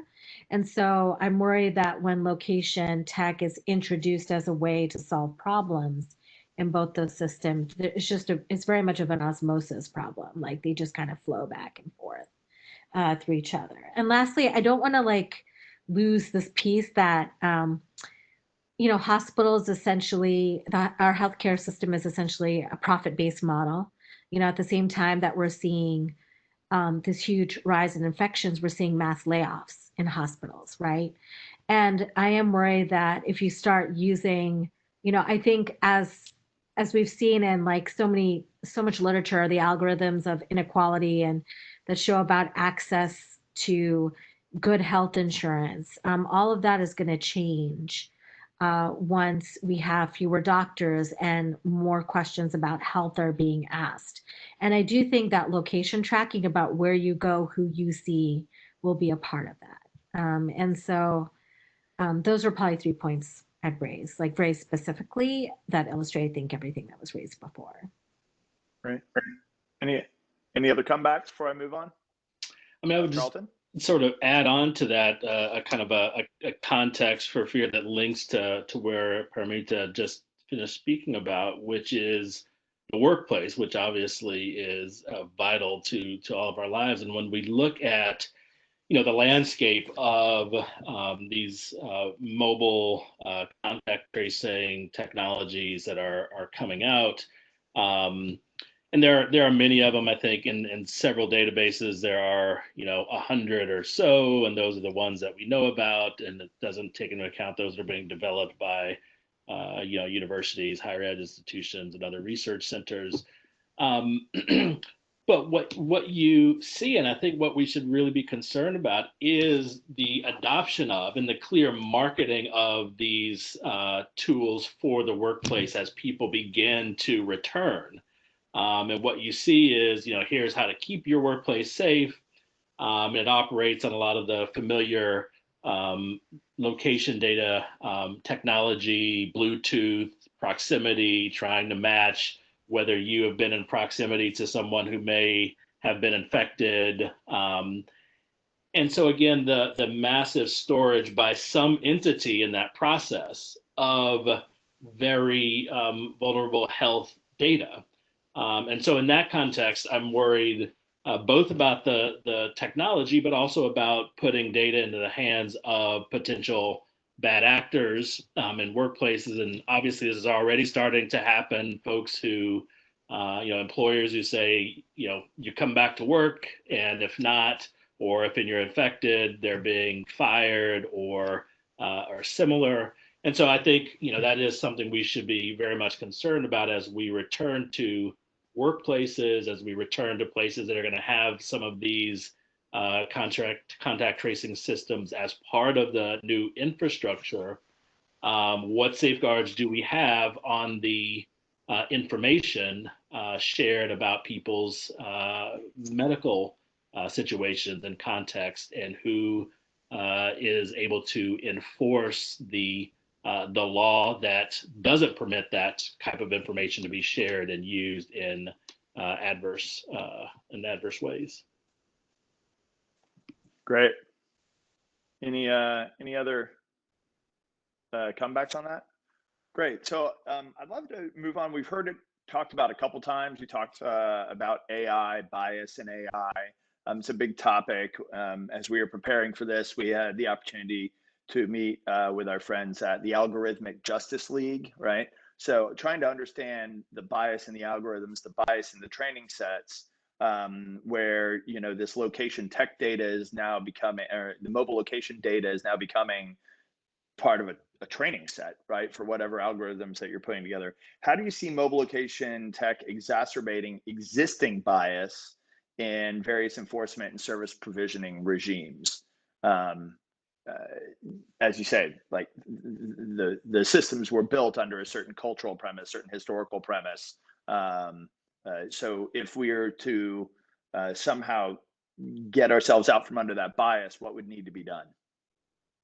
Bias in the systems, the technical systems.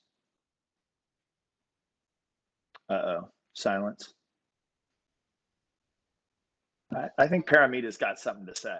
Oh, I was looking at Professor McIlvain because he's written like a book on this. We're giving him a breather. We'll give him a breather for a second. You know, I think data set, I'm not a computer scientist. I will tell you that, you know, when I'm an immigration attorney and, you know, when I started doing this work, I started off as a detention project attorney. And when I went to prison, everybody in there was mostly Black or brown, right? And I think that opened a question for me in my mind when I began hearing about databases as to, well, who's in the databases? And, you know, when we began to see the types of profiles of people who were in jails, you know, it was everyone in there seemed to have some kind of gang affiliation. And gang affiliation was something that you might say, but, you know, I rarely saw people who were they were mostly Latinos, there were Black people, there were very few white national gangs at the time of which they were growing like very high. It was right after 9/11. So I think as I started looking at databases, what was really interesting to me is after doing some FOIAs, and I had done this case with my colleague Julie Mao and Sejal Zoda, and they had really run, we had done a case in Chicago, and in that case involved a young father of 2, and he had been arrested after he had been shot, accused of being in a gang and brought to a detention center. And really what unfolded after that case was really an expose on the Chicago gang database. And that database was found to have over 200, you know, about 200,000 people in that database. 95% were Black and brown. And it really called into question what was the stop and frisk database? You know, what was gang policing looking like? And in fact, like people were found to be, you know, kind of like assigned in rival gangs, you know, as they lived in that database. You know, in California, for example, there were people who were as young as 2 who were in that database, you know. And so I think we look at databases and we think they're objective and that they collect information and somebody's looking at it. And outside of the error rate, it really, I think, you know, because it's really, I think, easy to go to the error rate and say, wow, look at the error rate in these databases. You know, there were 200 children, you know, under the age of 10 in the California gang database. There were 10 Black Panthers, you know, in the Chicago gang database. I mean, there are questions that we can raise about error, and those are good questions to ask. But it really opened the door about where the policing was happening and for what reason. And it like exposed, I think, the really racist policing and stop and frisk. And so I think, you know, it was really hard to get to this place now where we're looking at stop and frisk as a problematic practice. You know, stop and frisk was the way to go in New York. You know, just 20 years ago. And nobody would have ever believed that those databases had data of good people in it, you know. But the problem with databases is that it creates a a sense of who's good and who's bad, you know? And so I always worry about data sets and bias because how we put people into those databases matter, you know, and it can go everywhere from, you know, from my experience of seeing my family being put on a number of like no fly lists, you know, right after 911 to, you know, I think the kind of policing that you see on on a in neighborhoods, you know, all over the country. So with that, I'll just leave it there and give it over to people really have a better sense. Charlton? Yeah, I mean, I'll start there because I think it's a point worth reiterating, which is when we look at bias in data or particular data sets, that becomes a function of who we're focused on, who we have already sort of criminalized, or whoever we have profiled as being part of or a necessary part of a given data set or set of information that we want to capture. And so everything then sort of feeds the other. And so, as an example, to stick with the sort of gang representation, et cetera, my mind goes back to the mid-late 80s in the height of the drug war, the crack epidemic, and so forth. And one of the tactics of the DEA was to build a database. They called it GREAT, GREAT. I forget what the full acronym was about, but it was to identify potential gang members. And that started with populating that database, started with a profile. And that profile included things like you're Black, you wear designer jeans, you wear gold jewelry. So things that had nothing to do with criminal behavior, and some of the things that did. But the point was, it was so overbroad. The ultimate outcome of that database was it essentially captured, I think it was about 2/3 of the Los Angeles community, in that Black community, in that database, simply by being overbroad. And so therefore those people overrepresented in that database, and then one can see the potential sources of bias that may be there. When we think about COVID-19, right? So if Black and brown communities have been the most affected, one might think that they may be part of and overrepresented in our databases about COVID-19 and collections about who's been tested and positives, et cetera. And so overrepresentation, again, there, that then could play out in many different ways as those data sets get used. But I think I want to come back to sort of a same point and kind of beat it over and over and over again. I think one of the issues that has happened with this sort of attention to bias in databases and folks who think about algorithmic bias in this kind of way is that it somehow makes us think that there's a fix in the algorithm. There's a fix in fixing the database. And I think that's an absolute wrong way to think about it. That is, there is bias there, and we do have to think about the the risk assessment scores that use characteristics that obviously will trap more Black and brown folks and make them ineligible for parole or things like that. But I'm remembering back, and maybe Paramita can say more about this because I forget the details, but it's about maybe, I don't know, a few months ago, I want to say, where the reports came out about ICE in New York and a particular risk assessment they were using to find potential detainees and undocumented folks. And it wasn't about algorithmic bias, it was about just manipulating the data and manipulating the algorithm to get what it was that they wanted to find.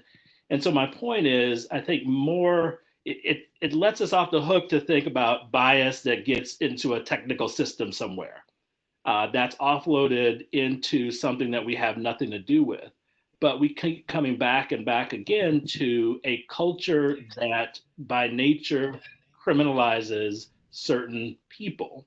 And I think that is much more effective and impactful in an adverse way than thinking about the various sort of algorithmic biases in specific technological systems.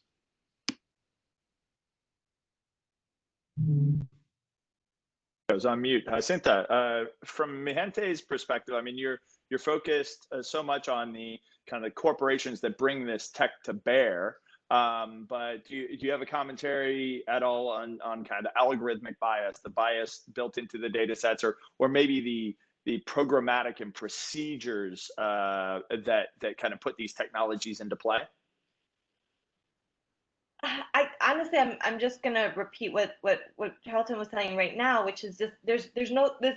If I have one more conversation about how to clean the data, I'm like going to like rip my hair out, right? Like there's just no way to actually kind of have this process of being able to clean it, make it accurate in whatever way, because again, the function is rooted in criminalization of Black and Brown communities, and the purpose is to be able to use force against them. So there's no way how you make tweaks or adjustments to the algorithm. The impact is going to be very similar. I also think the data is going to be a reflection of the racist system that we already live in, right? So also particularly when we think about, for example, algorithms or predictive policing algorithms, they are relying on, what communities have the most violence, right? That information has a huge historic reasons for why that is the case. And so if we just look at it as if it were fact, as if this is the truth, then we're going to continue to replicate it and kind of insinuate that it is by nature that those neighborhoods are going to be more violent. And so there actually has to be a way of zoning out and understanding that there is no way to be using this technology in that way, because it's just contributing to the same problem. No, I think that's a great perspective.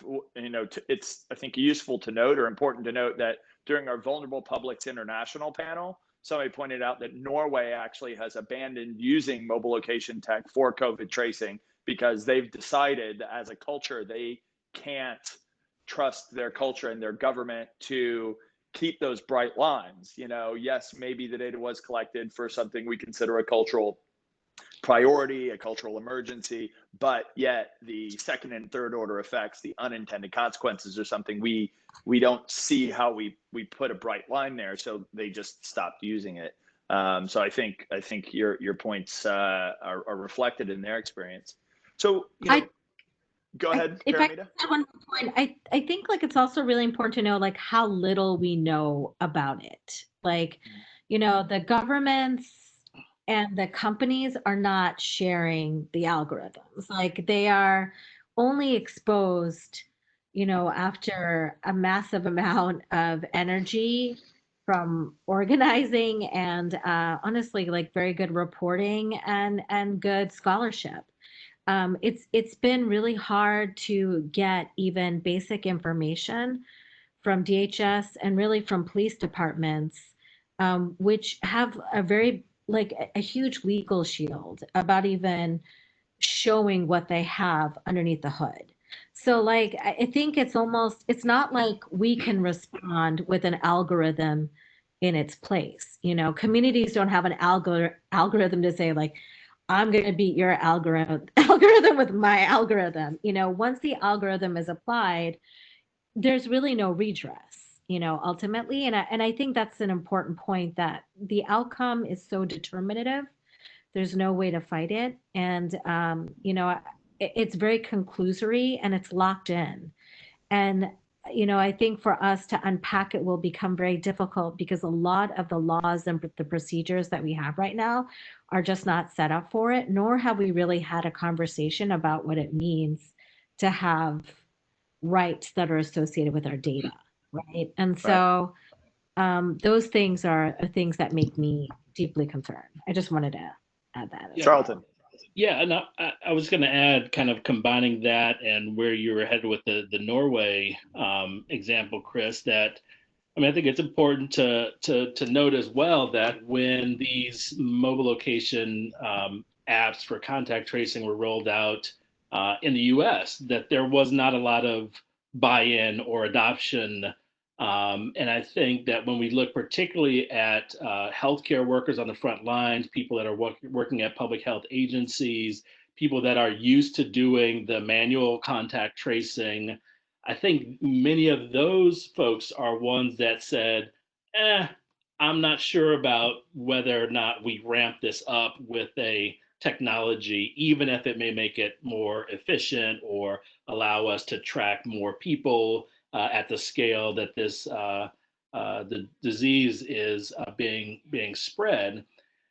That said, I think people were very early on noticing the the gaps, the privacy, the other sort of challenges around potential criminalization, and I think the ability to say, look, we should slow down, that was part of what the public health response was. Also was met then with a kind of a proliferation in new marketing. And I think that was part of the new marketing of, okay, if we're not going to use this as part of the public health response, we're going to use it as, workplace safety and get adoption in this realm. But I think all of this makes the sort of recent, power grab that someone brought up earlier by the Trump administration in the White House over the CDC even more problematic. And so when you have at least part of a system that says, hey, we should put on the brakes, and then all of a sudden you have one that says, no, we should go even further, do more, and under sort of one single source and governing body, I think that becomes problematic.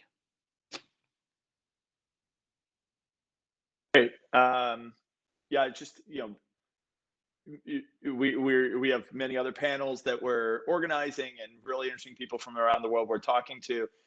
Some of your comments made me think about the work being done in Taiwan, and Audrey Tang, who is kind of in charge of the COVID-19 response, in part was a kind of a civil society activist, coming in asking for transparency, asking for accountability. And so part of it is, the origins of these capabilities, these origins of these information systems really matters, as you've said before. But in East Asia, in some ways, because they've had to prepare for SARS, in a previous generation, contact tracing isn't entirely new to them. They've learned some hard lessons at a societal level that they've had to kind of harness to reformulate how they wanted to go after COVID-19.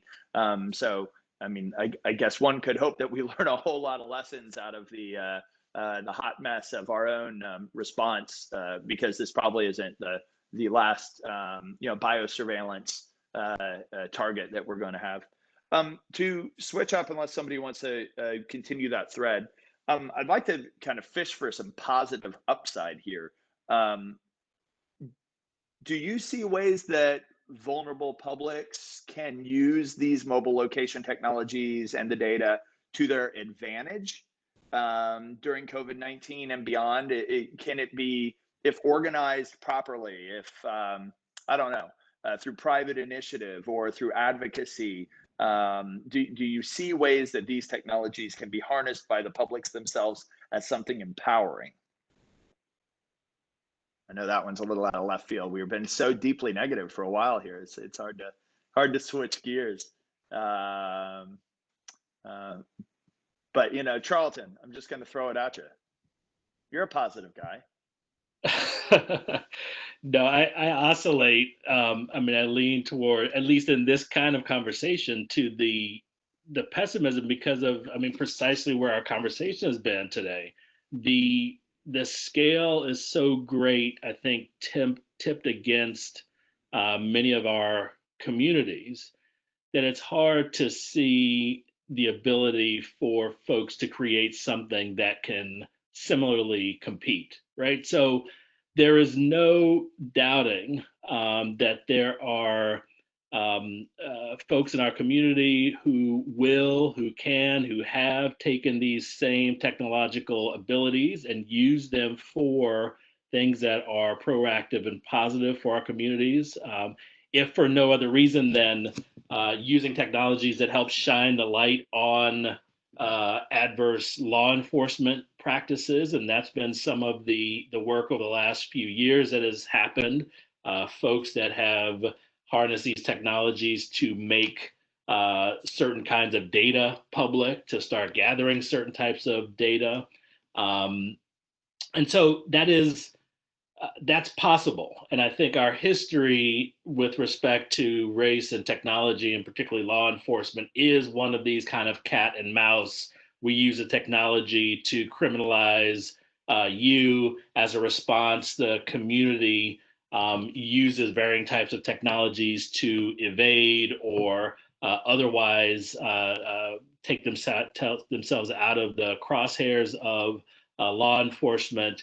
And in each of those times, obviously, those who have the resources of both public and private institutions, particularly when they collaborate together, makes a hard match for an average citizen, an advocacy group, no matter how large and connected. And so I think that, where we, in terms of positivity, I think what we have going are folks who are shining the spotlight, right? Folks that are on our panel today that are working with grassroots organizations that are in communities, in people's homes, in individuals' residents, to document, here's what's happening, it's wrong, we need to do something different.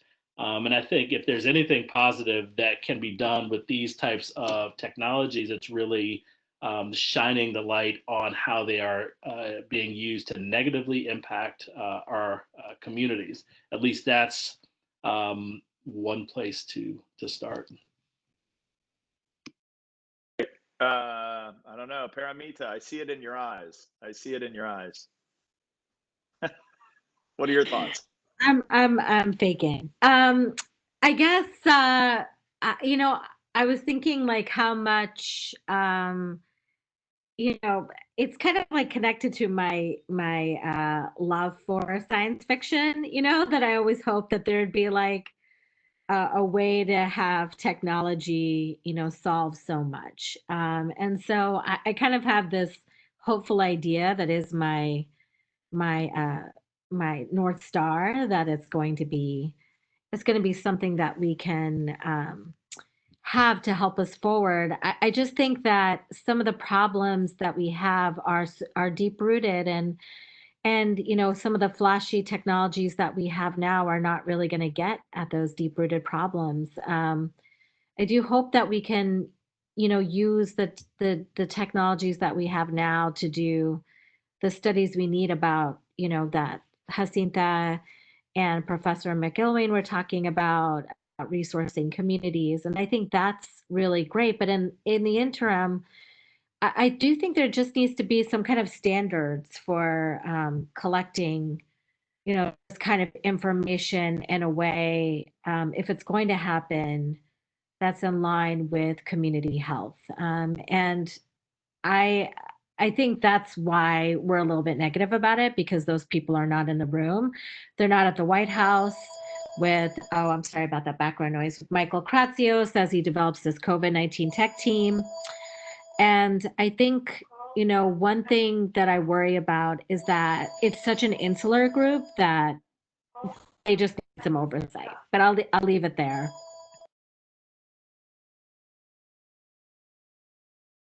Jacinta? Sure. I mean, one, I would say, I feel like I keep pushing back against the frame of the question, but to me, it's not about being necessarily negative. It is actually just being realistic, right? It is actually taking a sobering look at what are the consequences, who's paying for them, and what type of society are we building as a result of it.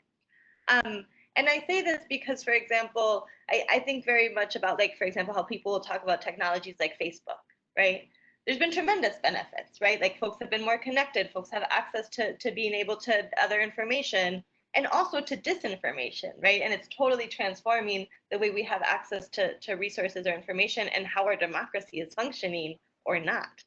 So it's not that there aren't ways that we can use these technologies for good. It's actually about just having a full picture analysis of what are the overall consequences, intended and not intended, in terms of what the technology is doing to accelerate processes that have already been in our society for a long time, and strengthening institutions, whether it's policing, whether it's racism, that are also kind of, have been around for a very long time, but they're just kind of using this technology to accelerate and exacerbate a lot of the problems. So there are a lot of ways that we can use technology in positive ways. There's a lot of folks that are creating technologies that can be used by movements, by communities, to have more access to things. It's not an analysis just on the technology. It's actually on the abuse of power and the concentration of it. And so to say that communities that have less power in society are going to be able to take advantage of technologies, while not understanding that those that have more power are going to take more advantage of them, is actually, to me, would be very like a naive way of looking at it. So even though it is something that's positive, we have to understand kind of the overall picture and how it plays out. No, I think that's very important. And that actually plays into some of the questions that have been coming in off of our Facebook Live feed. And I'm trying to figure out exactly what order to put them in. But, we've talked quite a bit about these corporations, right? And kind of, in effect, the privatization of these, what you might think should be inherently governmental capabilities. But the actual technology and innovation is coming out of the private sector. And as you just mentioned, Cinta, the concentration of power, both in the public and the private sector, is something to be concerned about. I think I'll go with the public sector question first, which is really around, safeguards. So assuming, let's assume a world that changes in terms of the immediate political landscape. If COVID-19 tracking, contact tracing, and data production were managed independently by the CDC, what kinds that wouldn't make it inherently good, right? Then there's a set of safeguards that we would demand of our government to try to get it there. Is there a good list? Has anybody done good work on thinking about the safeguards, assuming, right, things were actually being managed by a civil service that was, I call it, politically independent? Because at some point, like if we were able to get there politically, we would still have a whole set of safeguards that we would need to put in place. Or have we just not really gotten there because those issues aren't ripe at the moment yet? I don't know if I have that was kind of a question, and Charlton just went off mute, so I'll hand the mic to you. Well, we'll say, I think there are some kind of a set of standard parameters when we think about privacy protections and things that may help things from going off the rails. And I'm thinking back to, early on when Apple and Google rolled out their collaborative platform for contact tracing. And, I'm sure there are many things that are still problematic with it, but it got, I think, a couple of things right, meaning saying that their applications and the way that they built the software is to process data on people's local phones, let's say, which meant that they, as a company, were not processing this data. They were collecting it. They were not then putting themselves in a position to make use of it after COVID-19 or to profit from it in any way. So that's sort of one kind of safeguard, which is how do we protect the walls of data and who has access? And I think that when we take data and huge data stores out of the profit realm, we at least take one step closer to making it something that can't be abused and something to target vulnerable populations. And then, of course, questions around data sharing and the transparency of who has access, how people will gain access, what safeguards are in place to make sure that things don't go beyond the walls in which they are intended. I think those are some of the kind of key safeguards that privacy folks and tech ethicists sort of know on, are familiar, that has to do with fairness and accountability and transparency and those kinds of things. So that's at least a start, whether it's uncertain. Right. Paramita, did you have any thoughts on that? Okay. I actually wanted to, I don't know, it's not really a pushback, but it's an exploration. Again, we've talked to so many interesting people. I remember we were on the having a conversation with a professor from Taiwan who's from the geospatial location tech community. And we were really talking past each other for a bit of the beginning of the conversation, because their cultural frame for thinking about all this was about safety from natural hazards. So he was talking about COVID-19 as a natural hazard, because in Taiwan, they are, you know, constantly being hit by earthquakes, by tsunamis, by mudslides, by like all these big things. So they've used a lot of location tech in a, let's call it a homeland security way, to warn people. And his example of, in a kind of a predictive way, like, hey, this is coming, get out of the way, right? Don't be there when this happens. And his example they used for COVID-19 was they could track the constant aggregate concentration of Taiwanese citizens as they were too crowded at a beach or in a certain urban center. And they would send alerts to them saying, hey, 6 feet, step back, you know, don't be so concentrated. And it was such a different cultural frame that we had difficulty talking to each other, because that was the immediate thing they went to. That's how they thought about this stuff. And it's so anathema to kind of how we go about it. So one of the questions that came in was really about, like, you know, how could we use these data to, are there opportunities to use these data to safeguard? And I mean, that's different from empowering people, right? That was kind of a previous question. But I mean, could this data be used in a useful way to build, I don't know, build virtual fences that protect vulnerable publics instead of building virtual fences that, you know, disenfranchise vulnerable publics and keep vulnerable publics away? I don't know, maybe that's more of a creative thinking exercise than something that we have good answer to today. I don't know, everybody's looking up, like they're looking to their frontal cortex to think about good ideas. Well, maybe that's just a question for later. So here's a question to all panelists. So as activists and allies, what can we do to protect the data of vulnerable communities from being misused? That's a very simple thing. What can we do to, assuming like a more benevolent regime were there, you had less corporate concentration, government concentration of power, what can we do to protect the data? Or is it just a simple Norwegian approach that says, let's not do data, it's too precise, it's too accurate, it's too dangerous in any form? How would we think about that in more of a positive way?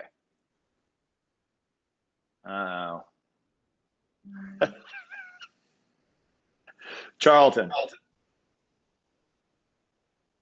Again, I think, you know, it's hard to think of some of these positive things, but I think some of it does have to do with just not giving in to our sort of history and culture of abuse, and simply saying we are not going to collect X, but we might just simply say things even short of that. You know, obviously, I don't think any of us are opposed to data collection, so long as it serves the public good, so long as it serves the good of particular communities.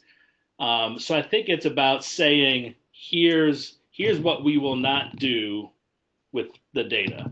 The data that comes through and gets collected and shared in a social service model and for purposes will not go beyond that scope. It would not be added to law enforcement data. It will not be combined with social media data. It will not be combined with marketing data. It will be used for one thing. And so I think again, and all of these are challenges, and I'm skeptical about all of us having the will to be able to do this. But I think that is what has to be, that we have to draw those lines that simply say there will be no provision in which this will happen, because we know once we open the doors, open the floodgates, we know what will happen. And just one other thing I will say, just sort of on a more micro kind of point of view and trying to safeguard data, and this is more kind of at an individual level, I think it is having eyeballs. This is hard. I think it was Paramita who was talking about this study, or maybe it was Jacinta, the study that was done earlier to really track the various places that our data is going, who's procuring it, who's utilizing it for what purposes. And I think that's the kind of detailed information that we have to be able to investigate and know, and also to be able to share with people, to be vigilant about, all right, when you open up your phone and click yes to this, do you know, or can you be fully aware of where then you open up that data to go to? And it's, I'll just share this sort of little story because it was quite traumatic moment for me. Not just about a week or so ago, I bought a car for the first time in about 25 years.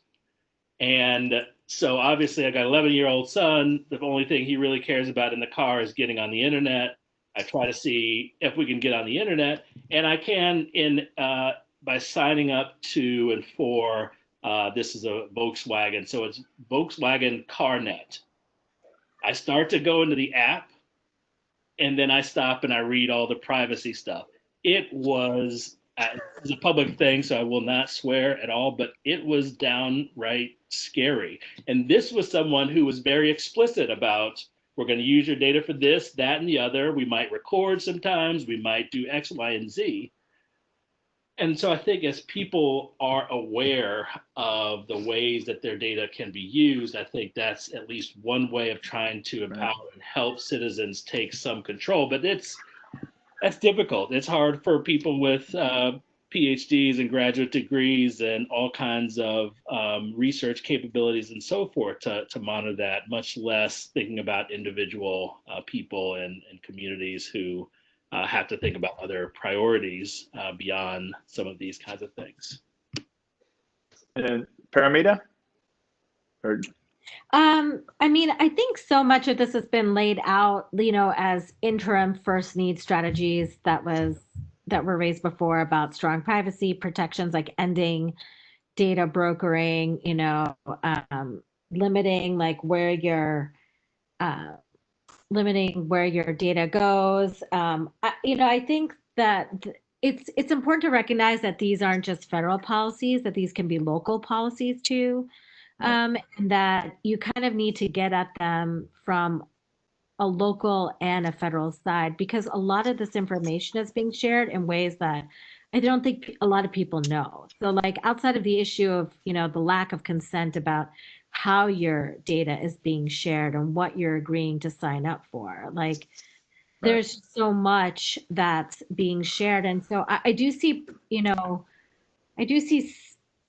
an intervention that's needed, in terms of policy wedges or policy interventions to break up like the streams of data flow and information flow, as a way to start opening up these conversations. Like if we can't really it's very hard for people to connect with something that you feel like you don't have any control over,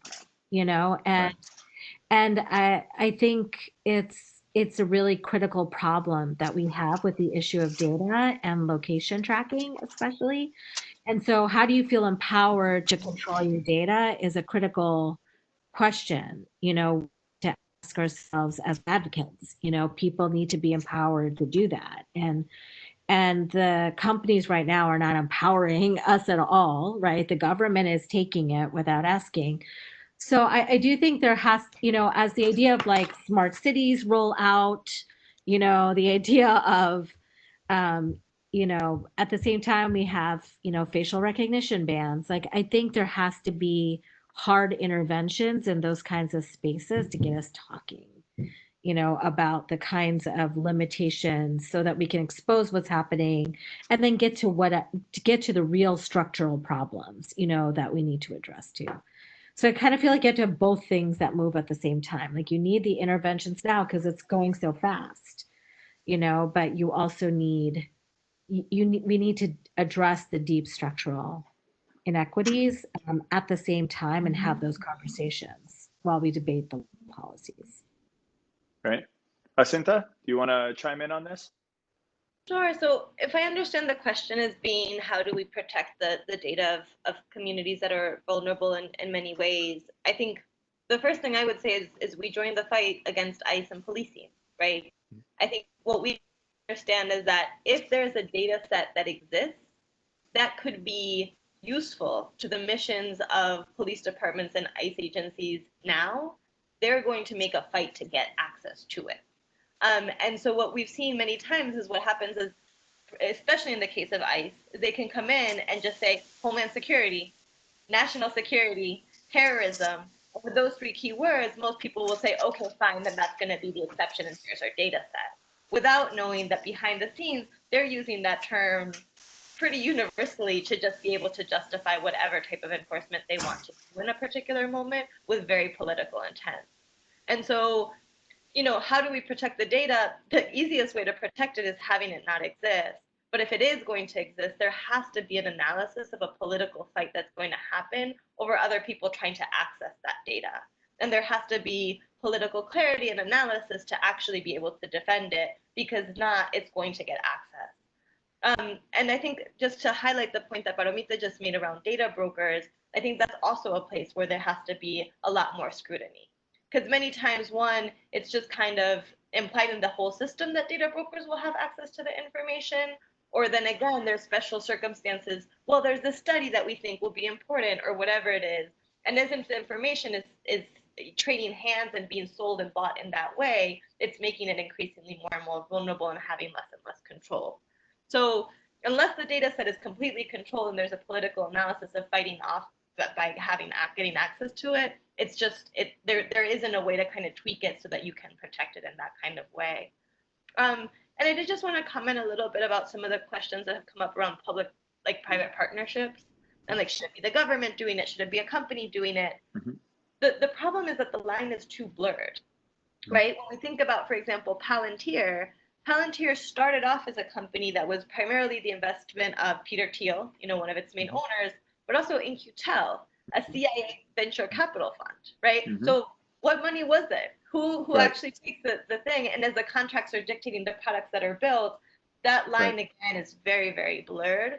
And so to think about them as separate agencies actually doesn't serve us in a lot of ways, because it creates this binary or this distinction that in actuality is very blurred, especially as, for example, people from these companies are then going in and lobbying DC to create the same policies that are going to be overlooking their companies. Again, how to safeguard there is very, very difficult, because actually making interventions in DC in a time of heightened politics and also financial interest makes it really, really difficult, if not almost impossible, to create the safeguards that would actually protect people. Right. I think that's a great statement.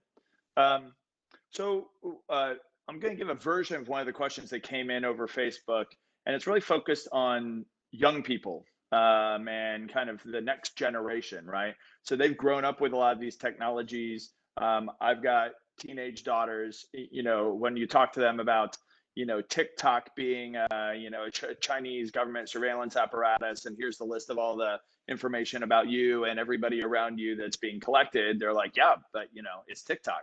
So, part of this, I guess, sophistication in the discussion comes from age and experience. You've kind of seen the same set of issues manifest in different ways over different eras as different cultural challenges have come along. So, given that our probably biggest ally in kind of deconstructing the system that we've been discussing is this next generation, how do we engage a younger generation to which they're digital natives? They are mobile location tech natives. How do we engage them? Do we need to educate them? Do they need to educate us? How can we think about them as being part of the solution that we seek? I saw Paramita nodding her head, so I'm just assuming she's the first one that wants to talk. Maybe not. Oh, come on. Charlton?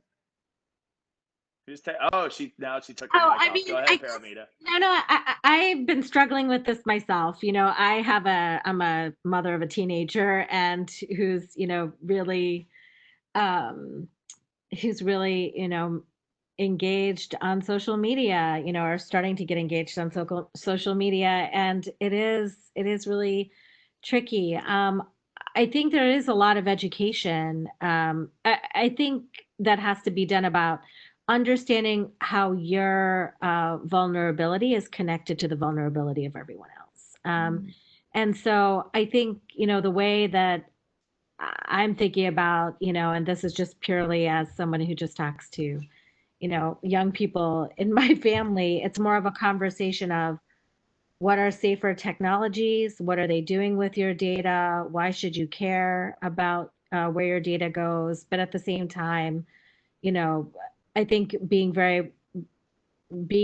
developing a base of understanding about structural inequities, right? Structural racism. And so those two things come hand in hand. And as problems, but also as ways to talk about it with young people. And I can tell you that as we go through the tracking that we see when we download a Facebook page, or we down the content from a Facebook page, or download the content from an Instagram, just to see how many people can look at it, where it goes, and who's watching.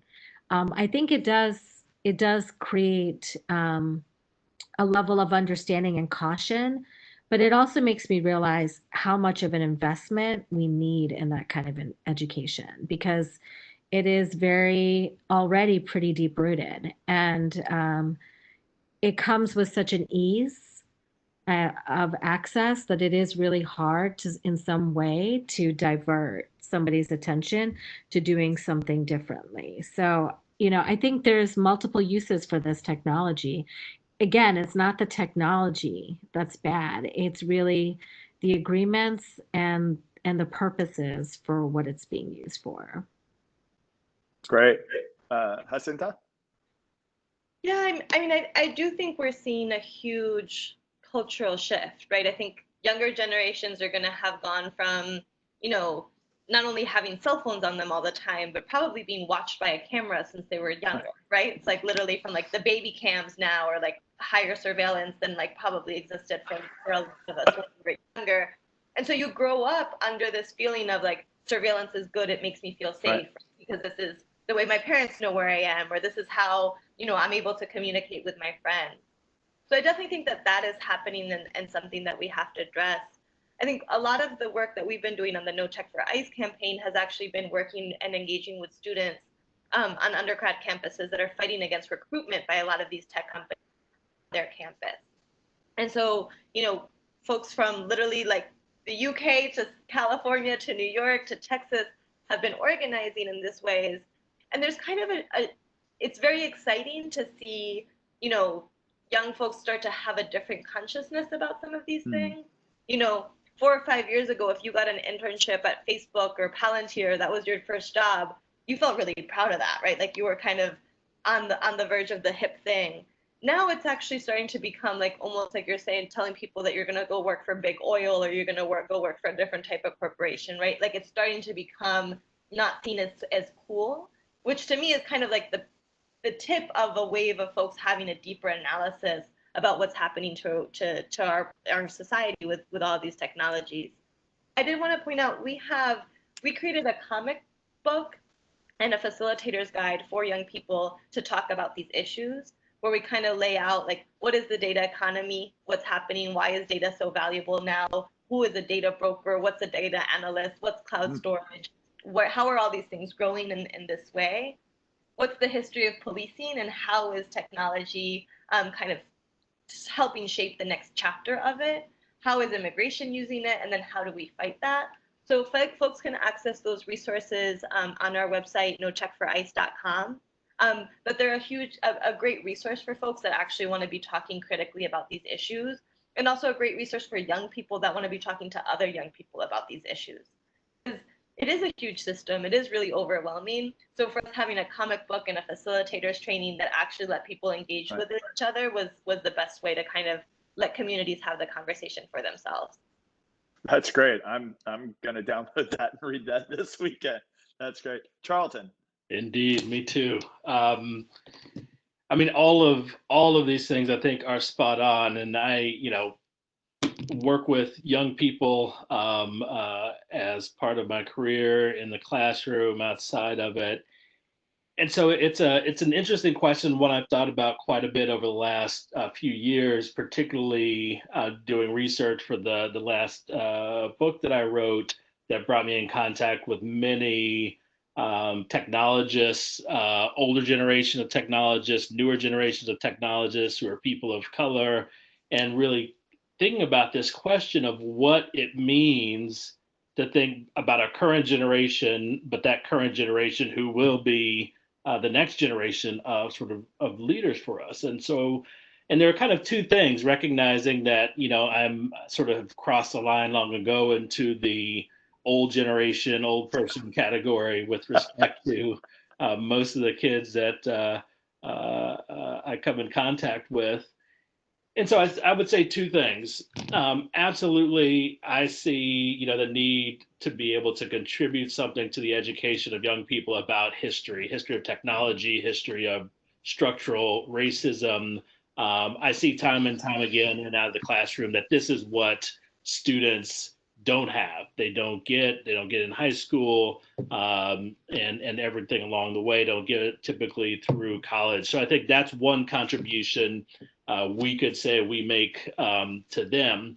I think the other, though, is, to the degree that I have any optimism about the future of this space, it really comes in the form of young people, right? So when you look at the fact of what's going on now with folks at least questioning what the structure of policing looks like, thinking about defunding, thinking about Black Lives Matter movement, all of these things that were pushed by the audacity of young people who simply said, look, we got our own ways of thinking about how to do things, and it may not be yours, but we think they're better, and so we're just going to do it.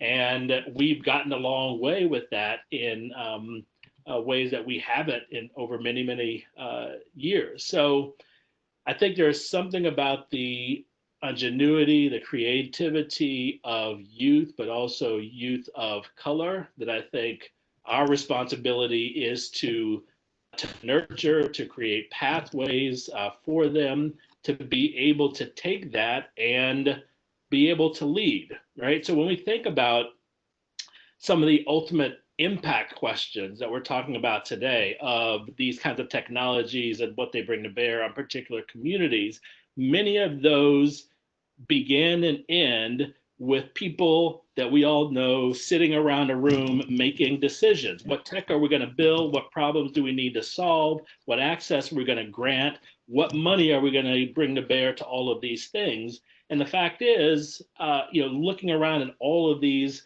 100 or so companies building the mobile apps for contact tracing, if you just go through and you look at boards and the staff, and it's white as the wall in my background, right? Right.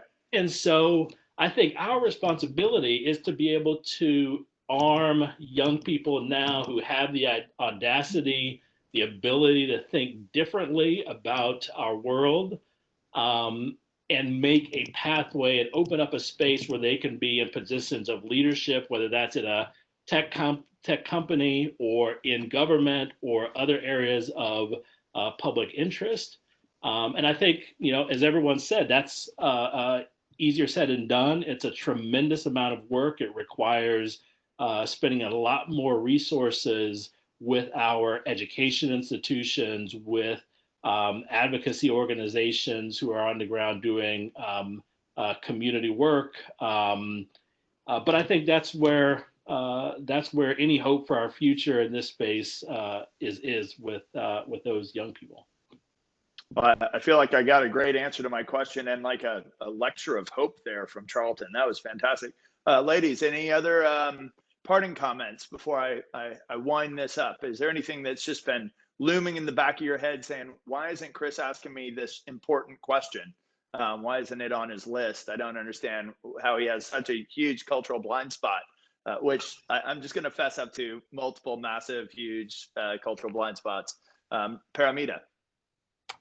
I'd really love for, Charlton and Jacinta to probably pop out some of like I think the organizations and groups that people can connect with, because I think it's really important to start that connection now, especially at this moment in time as, we head towards an election. So if there are websites or, particularly important places where people should go. For me, it's always been, Media Justice and Mi Gente, I think, do a lot of amazing work in this area along with AI now. But I think there are places that people should go to become educated and connect with campaigns. It's so critical, like whether it's Media Mobilizing Project. I think, I would love to hear those things come out in this space. I would too. That's great. Who wants to jump on that first, Charlton or Jacinta? I'm happy to jump in on this. I do think that, the problem is really scary. The situation is really can be really daunting or can be really intimidating.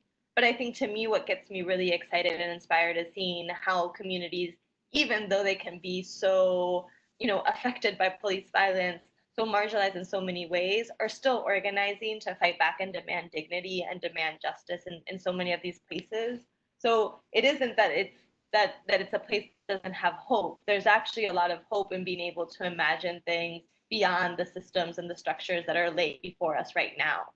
Because our communities can imagine a place where we defund the police, where we actually invest in people's health and education, in housing, and actually have a better world for all of us.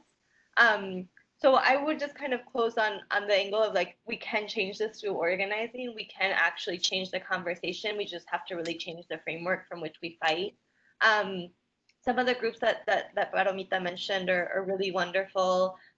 Media Justice has been doing really exceptional work in these fronts around surveillance and technology and media for over a decade, and are really, really impressive. AI Now has been doing a lot of great work. So there's a lot of great places to go. I do just want to say, if folks want to learn more about Mi Gente and the No Tech for ICE campaign, you can go to notechforice.com, where we'll have a lot of our corporate mapping, our research, graphics showing what companies work for ICE and how that information is being used in deportations. There's a bunch of petitions and places where people can plug in. If you're an attorney and you want to, join the fight against Thomson Reuters, sharing information with ICE, there's explanations there. If you're a student and you want to organize on your campus, there's resources for you there.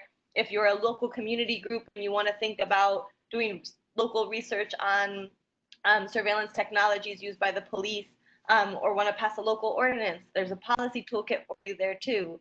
The popular education, the comic book that I mentioned, there's a lot of resources there for folks to kind of learn more about how surveillance and technology is being used for immigration enforcement and how we can fight back. Wonderful, wonderful. I think, go ahead, Charlton. Yeah, I was gonna shout out a few others to add to that. You had time to surf the web there. You've got a whole list ready, right? That's right. My colleague Ruha Benjamin at Princeton, who runs a Just Data Labs, her website has a great list of many of these organizations that are doing work in the racial justice technology space. So I would put that up. criticalraceanddigitalstudies.com for the Center for Critical Race and Digital Studies. A group of 60 to 80 affiliates, many scholars, activists doing work at this intersection of race and technology. So a lot there. AI Now, I think, was mentioned. NYUalliance.org, which is a new NYU Alliance for Public Interest Technology. So a lot of resources there. The Data and Society Institute, also a good set of resources. So there are many, and I think what's empowering these days is that there are so many folks, at least more so than there were 10 years ago, 20 years ago, that are working and attuned to these concerns and working in these spaces. Wonderful, wonderful. Well, I would like to, first of all, thank the three of you, Paramita, Jacinta, Charlton, for giving us the gift of your time and your insight and your wisdom on these issues. I really appreciate you pushing on the frame of the questions, because it's so much about, you know, the underlying assumptions and the questions that are even being asked. So really appreciate that in the conversation. And we hope to continue the dialogue. For everyone who's been watching today, this will actually be posted on the web for you to share with all of your friends and colleagues. We will be extracting that long list of organizations and URLs and putting it on our website for everybody to access. And we would love to invite you back. We would love to invite, have you invite all of your friends to our subsequent panels. We've got 3 more coming in the next several weeks. One is national security perspectives on location surveillance and the future of democracy. The other one's on state and local experiences with mobile location tech, both I guess should be past, present, and future. And then data quality, focused on false negatives, false positives, and how those play into all the complexities of policing and surveillance. So thank you so much for joining us. We will be around. We're on the web, and I'd just like to end with thanking the Henry Luce Foundation for their partnership on this initiative and their sponsorship. Without them, these important conversations wouldn't be happening. So thanks again, Charlton, Jacinta, Paramita. Thanks so much for joining, and we'll see you again out in cyberspace. Thank you. Bye-bye.